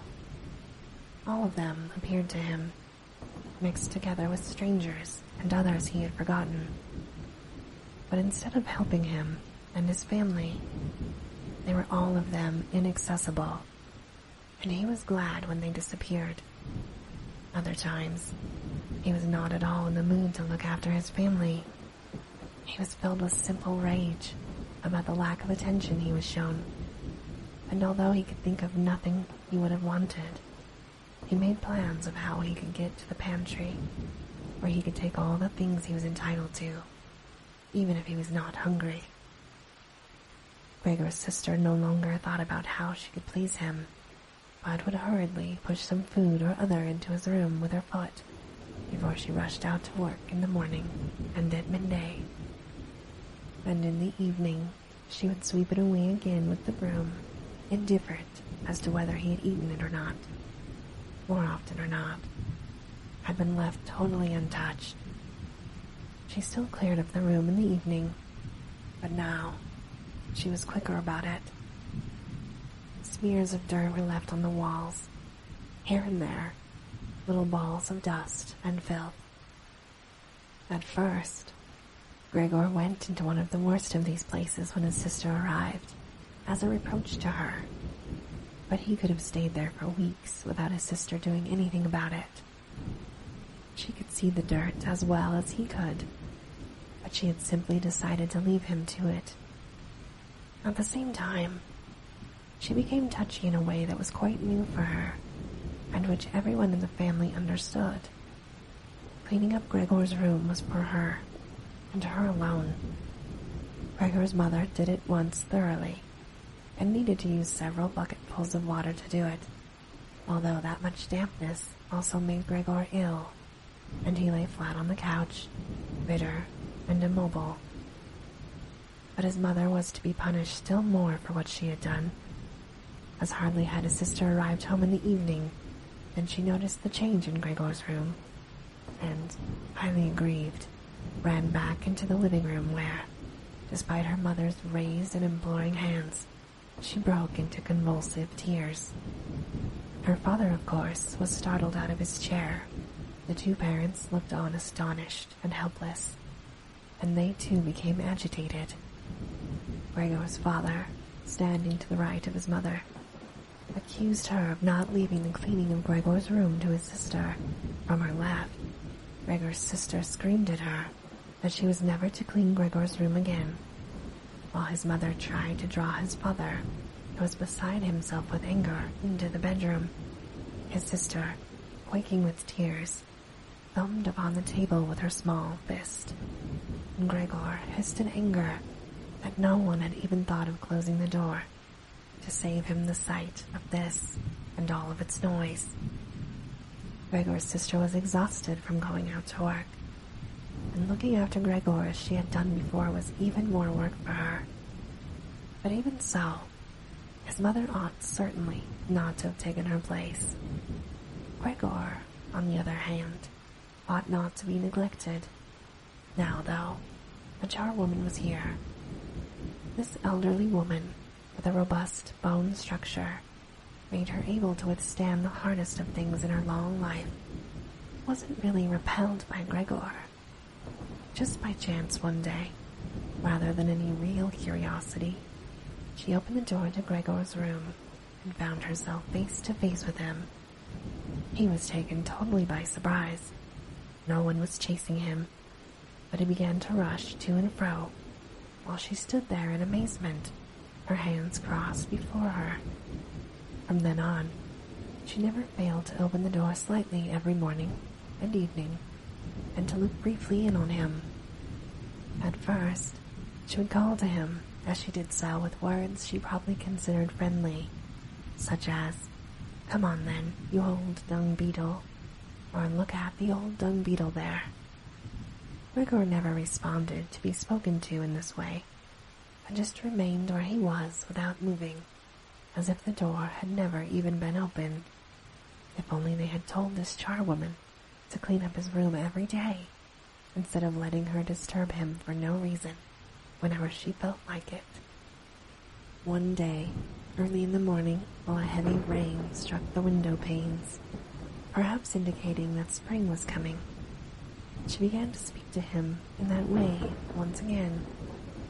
Gregor was so resentful of it that he started to move toward her. He was slow and infirm, but it was like a kind of attack. Instead of being afraid, the charwoman just lifted up one of the chairs from near the door and stood there with her mouth open, clearly intending not to close her mouth until the chair in her hand had been slammed down upon Gregor's back. "Aren't you coming any closer then?" she asked, and Gregor turned around again. Then she calmly put the chair back in the corner. Gregor had almost entirely stopped eating.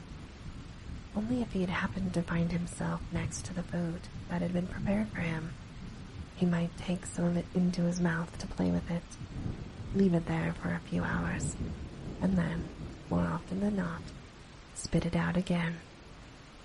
At first, he thought it was distress at the state of his room that stopped him eating, but he had soon got used to the changes they made. They had got into the habit of putting things into his room that they had no room for anywhere else, and there were now many great things, as one of the rooms in the flat had been rented out to 3 gentlemen. These earnest gentlemen, all 3 of them had full beards, as Gregor learned peering through the crack in the door one day, were painfully insistent on things being tidy. This meant, not only in their own room, since they had taken a room in this establishment, but in the entire flat, and especially in the kitchen. Unnecessary clutter was something they could not tolerate, especially if it was dirty. They had, moreover, brought most of their own furnishings and equipment with them. For this reason, many things had become superfluous, which, although they could not be sold, the family did not wish to discard. All these things found their way into Gregor's room.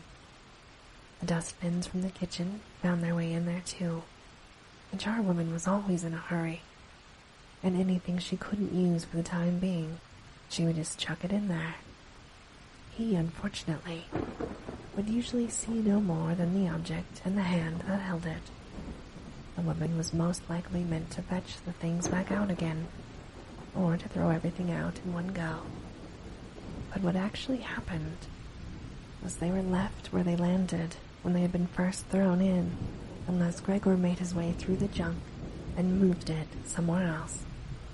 At first he moved it because, with no other room free where he could crawl about, he was forced to.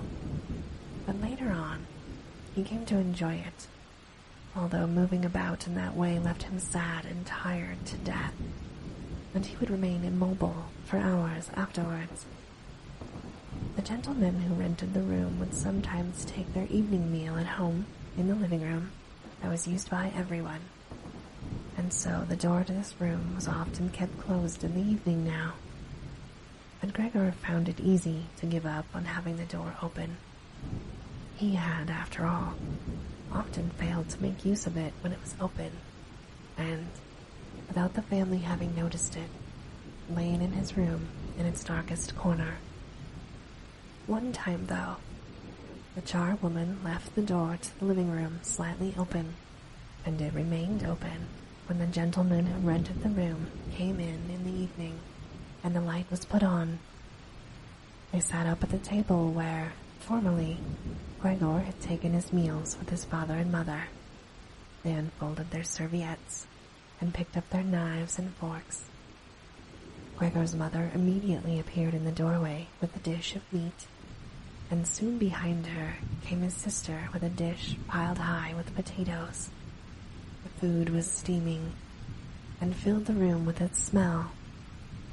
The gentleman bent over the dishes set in front of them, as if they wanted to test the food before eating it, and the gentleman in the middle, who seemed to count as an authority for the other two, did indeed cut off a piece of meat while it was still in its dish, clearly wishing to establish whether it was sufficiently cooked, or whether it should be sent back to the kitchen. It was to his satisfaction, and Gregor's mother and sister, who had been looking on anxiously, began to breathe again, and smiled. The family themselves ate in the kitchen. Nonetheless, Gregor's father came into the living room before he went into the kitchen, bowed once with his cap in his hands, and did his round of the table. The gentlemen stood as one, and mumbled something into their beards. Then, once they were alone, they ate in near perfect silence. It seemed remarkable to Gregor that above all the various noises of eating, their chewing teeth could still be heard, as if they had wanted to show Gregor that you need teeth in order to eat, and it was not possible to perform anything with jaws that are toothless, however nice they might be. "I'd like to eat something," said Gregor anxiously, "but not anything like they're eating. They feed themselves, and here I am, dying." Throughout all this time, Gregor could not remember having heard the violin being played, but this evening it began to be heard from the kitchen. The three gentlemen had already finished their meal. The one in the middle had produced a newspaper, giving a page to each of the others, and now they leant back in their chairs reading them and smoking.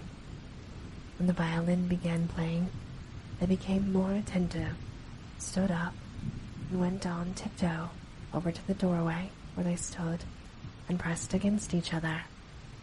Someone must have heard them in the kitchen, as Gregor's father called out, "Is the playing perhaps unpleasant for the gentlemen? We can stop it straight away." On the contrary, said the middle gentleman, would the young lady not like to come in and play for us here in the room, where it is, after all, much more cozy and comfortable? Oh yes, we'd love to, called back Gregor's father, as if he had been the violin player himself. The gentleman stepped back into the room and waited. Gregor's father soon appeared with the music stand, his mother with the music, and his sister with the violin. She calmly prepared everything for her to begin playing. His parents, who had never rented a room out before, and therefore showed an exaggerated courtesy towards the three gentlemen, did not even dare to sit in their own chairs.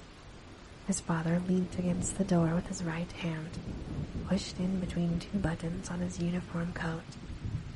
His mother, though, was offered a seat by one of the gentlemen and sat, leaving the chair where the gentleman happened to have placed it, out of the way, in a corner.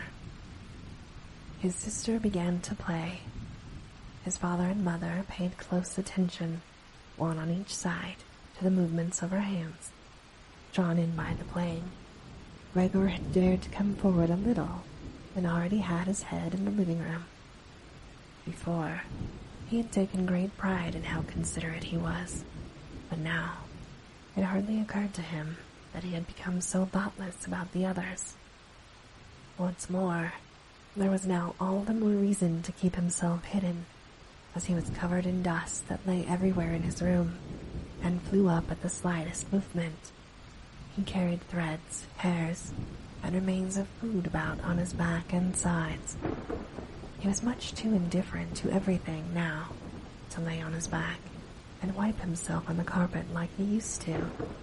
And, despite this condition, he was not too shy to move forward on the immaculate floor of the living room. No one noticed him, though. The family was totally preoccupied with the violin playing.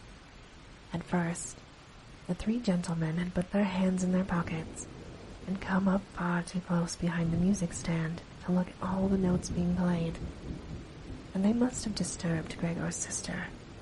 But soon, in contrast with the family, they withdrew back to the window with their heads sunk and talking to each other at half volume, and they stayed by the window while Gregor's father observed them anxiously.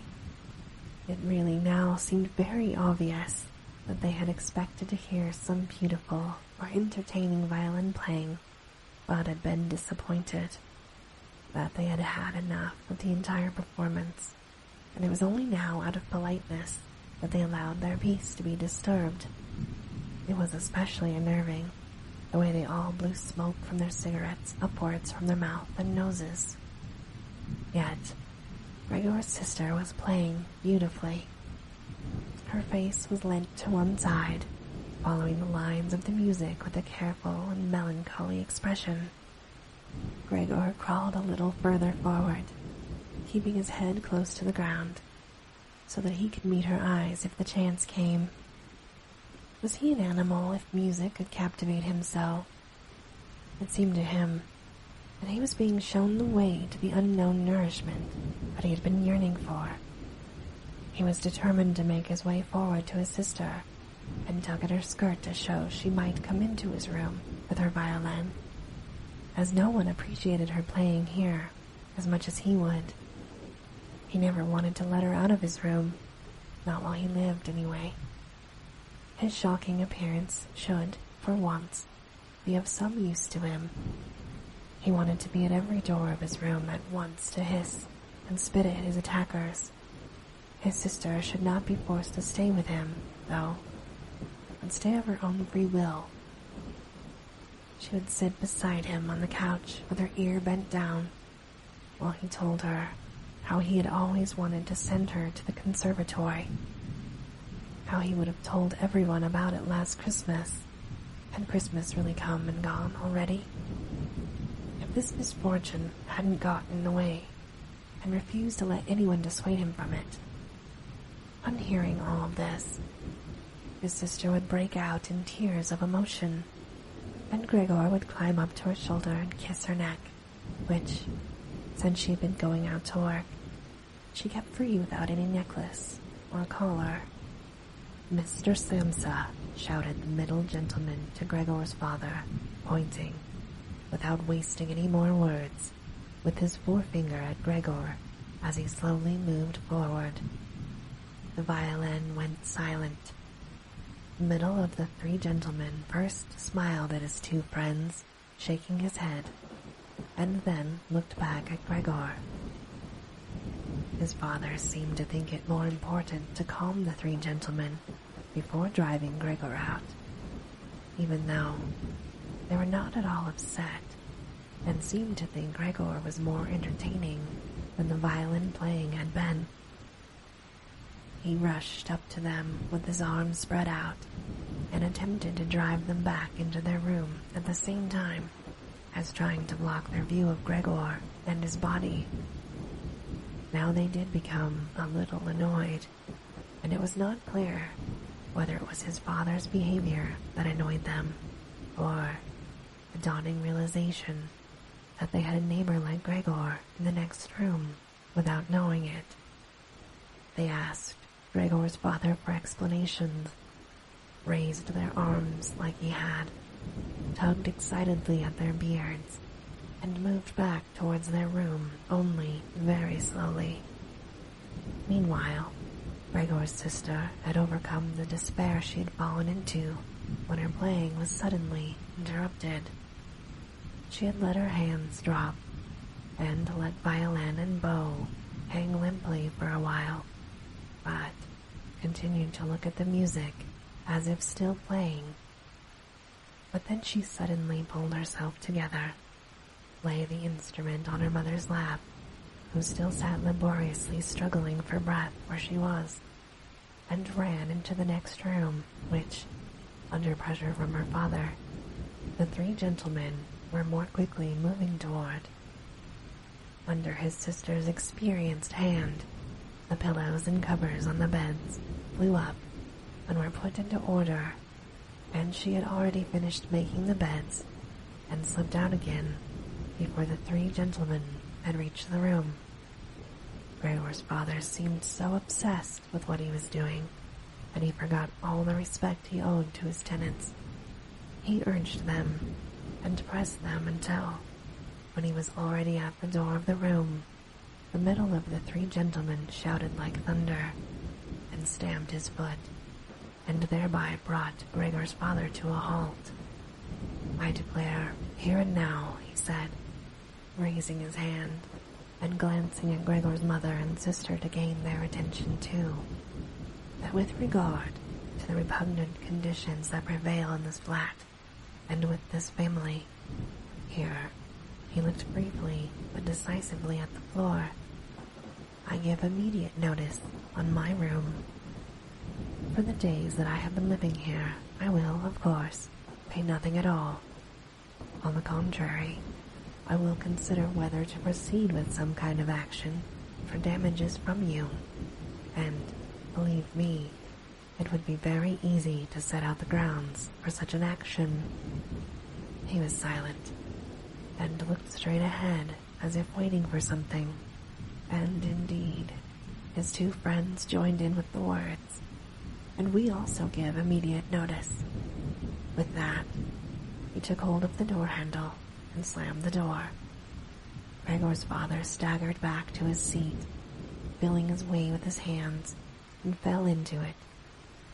It looked as though he was stretching himself out for his usual evening nap, but from the uncontrolled way he kept his head nodding, it could be seen that he was not sleeping at all.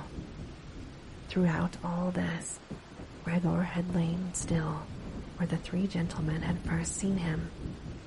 His disappointment at the failure of his plan, and perhaps also because he was weak from hunger, made it impossible for him to move. He was sure that everyone would turn on him at any moment, and he waited. He was not even startled out of this state when the violin on his mother's lap fell and landed loudly on the floor. "Father, mother," said his sister, hitting the table with her hand as introduction. "We can't carry on like this. Maybe you can't see it, but I can. I don't want to call this monster my brother. All I can say is, we have to try and get rid of it. We've done all that's humanly possible to look after it and be patient. I don't think anyone could accuse us of doing anything wrong. She's absolutely right, said Gregor's father to himself. His mother, who still had not had time to catch her breath, began to cough dully. She held her hand out in front of her and had a deranged expression in her eyes. Gregor's sister rushed to his mother and put her hand on her forehead. Her words seemed to give Gregor's father some more definite ideas. He sat upright, played with his uniform cap between the plates left by the three gentlemen after their meal, and occasionally looked down at Gregor as he lay there, immobile. We have to try and get rid of it, said Gregor's sister, now speaking only to her father, as her mother was too occupied with coughing to listen. It'll be the death of both of you. I can see it coming. We can't all work as hard as we have to, and then come home to be tortured like this. I can't endure it. And I can't endure it any more. And she broke out so heavily in tears that they flowed down the face of her mother, and she wiped them away with mechanical hand movements. My child, said her father with sympathy and obvious understanding. What are we to do? His sister just shrugged her shoulders as a sign of helplessness, and tears that had taken hold of her, displacing her earlier certainty. If he could just understand us, said his father, almost as a question. His sister shook her hand vigorously through her tears, as a sign that of that there was no question. If he could just understand us, repeated Gregor's father, closing his eyes in acceptance of his sister's certainty, then perhaps we could come to some kind of arrangement with him. But as it is... I've got to go, shouted his sister. That's the only way, father. We've got to get rid of the idea that that's Gregor. We've only harmed ourselves by believing it for so long. How can that be Gregor? If it were Gregor, he would have seen long ago that it's not possible for human beings to live with an animal like that, and he would have gone of his own free will. We wouldn't have a brother anymore, then, but we could carry on with our lives and remember him with respect. As it is, this animal is persecuting us. It's driving out our tenants. It obviously wants to take over the entire flat and to force us to sleep on the streets. Father, look. Just look. She suddenly screamed. He's starting again. In her alarm, which was totally beyond Gregor's comprehension, his sister even abandoned his mother. She pushed herself vigorously out of her chair, as if more willing to sacrifice her own mother than stay anywhere near Gregor. She rushed over to behind her father, who had become excited merely because she was up and stood, half raising his hands in front of Gregor's sister, as if to protect her. But Gregor had no intention of frightening anyone, least of all his sister. All he had done was begin to turn around so that he could go back to his room, although that was in itself quite startling, as his pain-racked condition meant that turning round required a great deal of effort, and he was using his head to help himself do it, repeatedly raising it and striking it against the floor. He stopped and looked around. They seemed to have realized his good intention and had only been alarmed briefly. Now, they all looked at him in unhappy silence. His mother lay in her chair, with her legs outstretched and pressed against each other, her eyes nearly closed with exhaustion. His sister sat next to his father, with her arms around his neck. Maybe now they'll let me turn around, thought Gregor, and he went back to work. He could not help panting loudly with the effort, and sometimes to stop and take a rest. No one was making him rush anymore. Everything was left up to him. As soon as he had finally finished turning round, he began to move straight ahead. He was amazed at the great distance that separated him from his room, and could not understand how he had covered that distance in his weak state a little while before, and almost without noticing it. He concentrated on crawling as fast as he could, and hardly noticed that there was not a word, not a cry, from his family to distract him. He did not turn his head until he had reached the doorway. He did not turn it all the way around, as he felt his neck becoming stiff, but it was nonetheless enough to see that nothing behind him had changed. Only his sister had stood up. With his last glance, he saw that his mother had now fallen completely asleep. He was hardly inside his room before the door was hurriedly shut, bolted, and locked. The sudden noise behind Gregor so startled him that his little legs collapsed under him. It was his sister, who had been in so much of a rush. She had been standing there, waiting, and sprung forward lightly. Gregor had not heard her coming at all, and as she turned the key in the lock, she said loudly to her parents, "At last." What now, then? Gregor asked himself as he looked around in the darkness. He soon made the discovery that he could no longer move at all. This was no surprise to him. It seemed rather that being able to actually move around on those spindly little legs until then was unnatural. He also felt relatively comfortable. It is true that his entire body was aching, but the pain seemed to be slowly getting weaker and weaker, and would finally disappear altogether. He could hardly feel the decayed apple in his back or the inflamed area around it, which was now entirely covered in white dust. He thought back of his family with emotion and love. If it was possible, he felt that he must go away even more strongly than his sister. He remained in this state of empty and peaceful rumination until he heard the clock tower strike 3 in the morning. He watched as it slowly began to get light everywhere outside the window. Then, without his willing it, his head sank down completely, and his last breath flowed weakly from his nostrils. When the cleaner came in early in the morning, they'd often asked her not to keep slamming the doors, but with her strength and hurry she still did, so that everyone in the flat knew when she'd arrived, and from then on it was impossible to sleep in peace. She made her usual brief look in on Gregor, and at first found nothing special. She thought he was lying there so still on purpose, playing the martyr.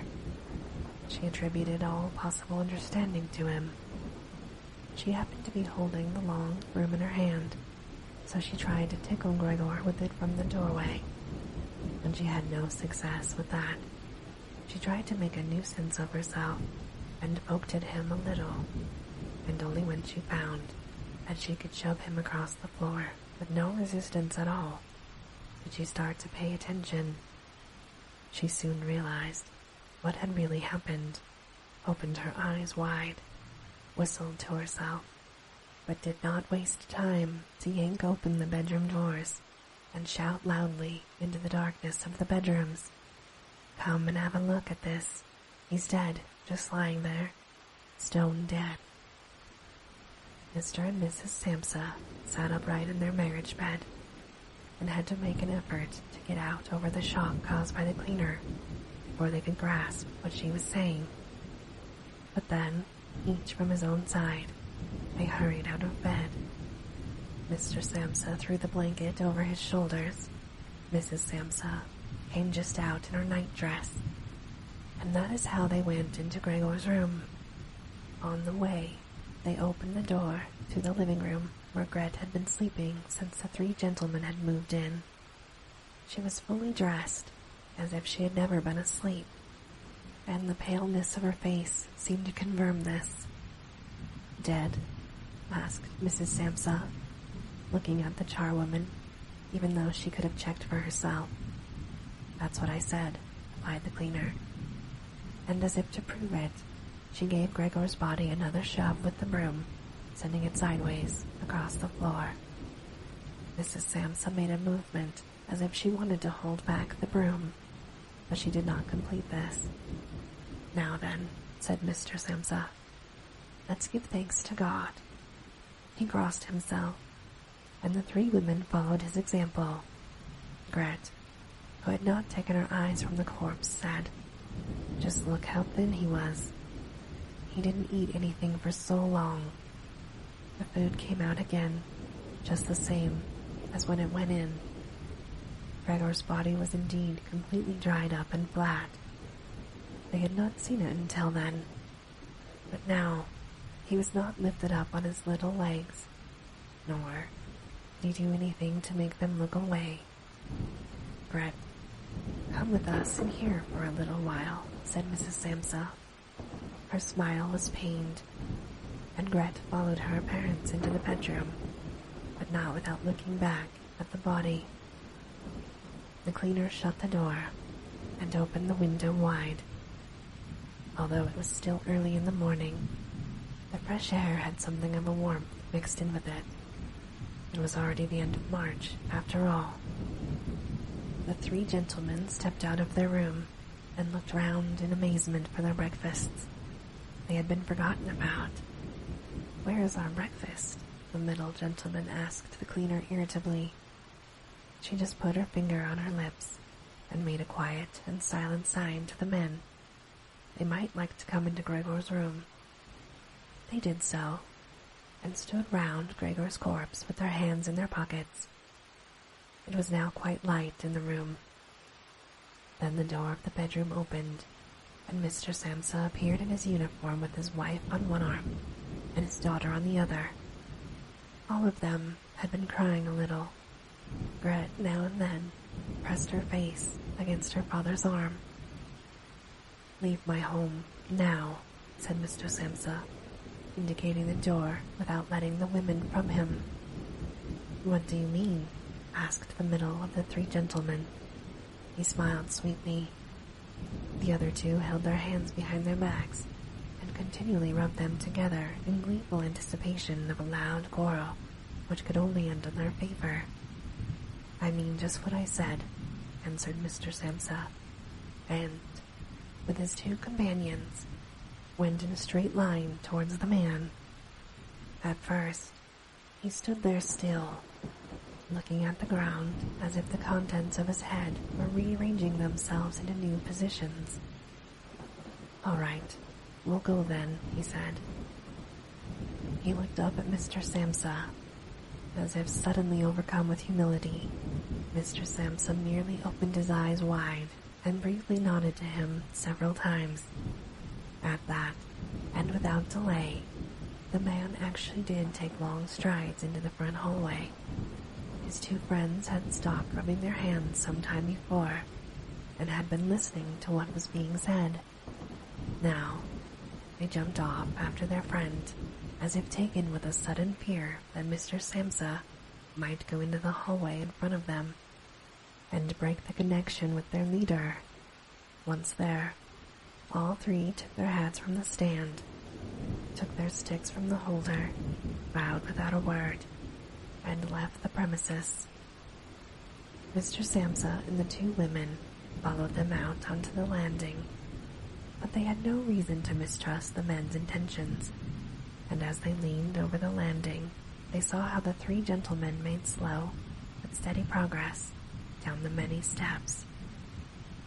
As they turned the corner on each floor, they disappeared and would reappear a few moments later. The further down they went, the more that the Samsa family lost interest in them. When a butcher's boy, proud of posture, with his tray on his head, passed them on his way up and came nearer than they were, Mr. Samsa and the women came away from the landing and went, as if relieved, back into their flat. They decided the best way to make use of that day was for relaxation and to go for a walk. Not only had they earned a break from work, but they were in serious need of it. So they sat at the table and wrote 3 letters of excusal. Mr. Samsa to his employers, Mrs. Samsa to her contractor, and Gret to her principal. The cleaner came in while they were writing to tell them she was going. She'd finished her work for that morning. The 3 of them at first just nodded, without looking up from what they were writing, and it was only when the cleaner stood still that they looked up in irritation. "Well?" asked Mr. Samsa. The charwoman stood in the doorway with a smile on her face, as if she had some tremendous good news to report, but would only do it if she was clearly asked to. The most vertical little ostrich feather on her hat, which had been a source of irritation to Mr. Samsa all the time, swayed gently in all directions. "What is it you want, then?" asked Mr. Samsa, whom the cleaner had the most respect for. "Yes," she answered, and broke into a friendly laugh that made her unable to speak straight away. "Well then, that thing in there, you needn't worry about how you're going to get rid of it. That's all been sorted out."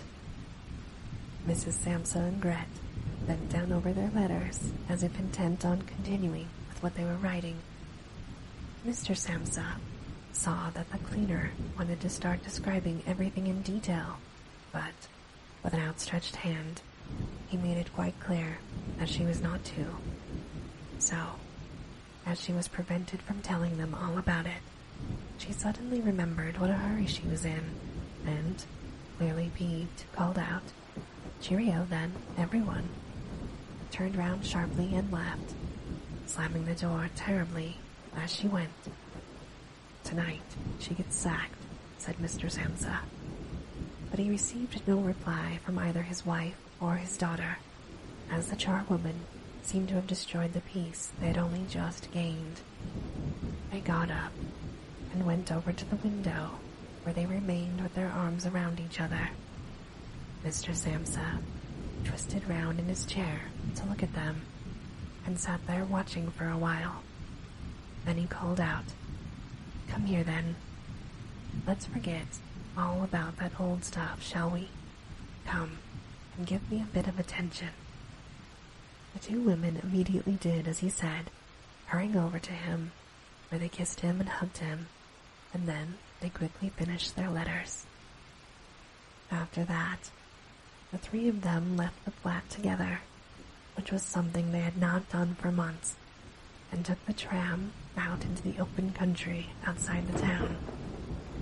They had the tram, filled with warm sunshine, all to themselves. Leant back comfortably on their seats, they discussed their prospects, and found that on closer examination, they were not all bad. Until then, they had never asked each other about their work, but all 3 had jobs which were very good, and held good promise for the future. The greatest improvement, for the time being, of course, would be achieved quite easily by moving house. What they needed now was a flat that was smaller and cheaper than the current one that was in a better location, most of all, and more practical. All the time, Gret was becoming livelier. With all the worry they had been having of late, her cheeks had become pale.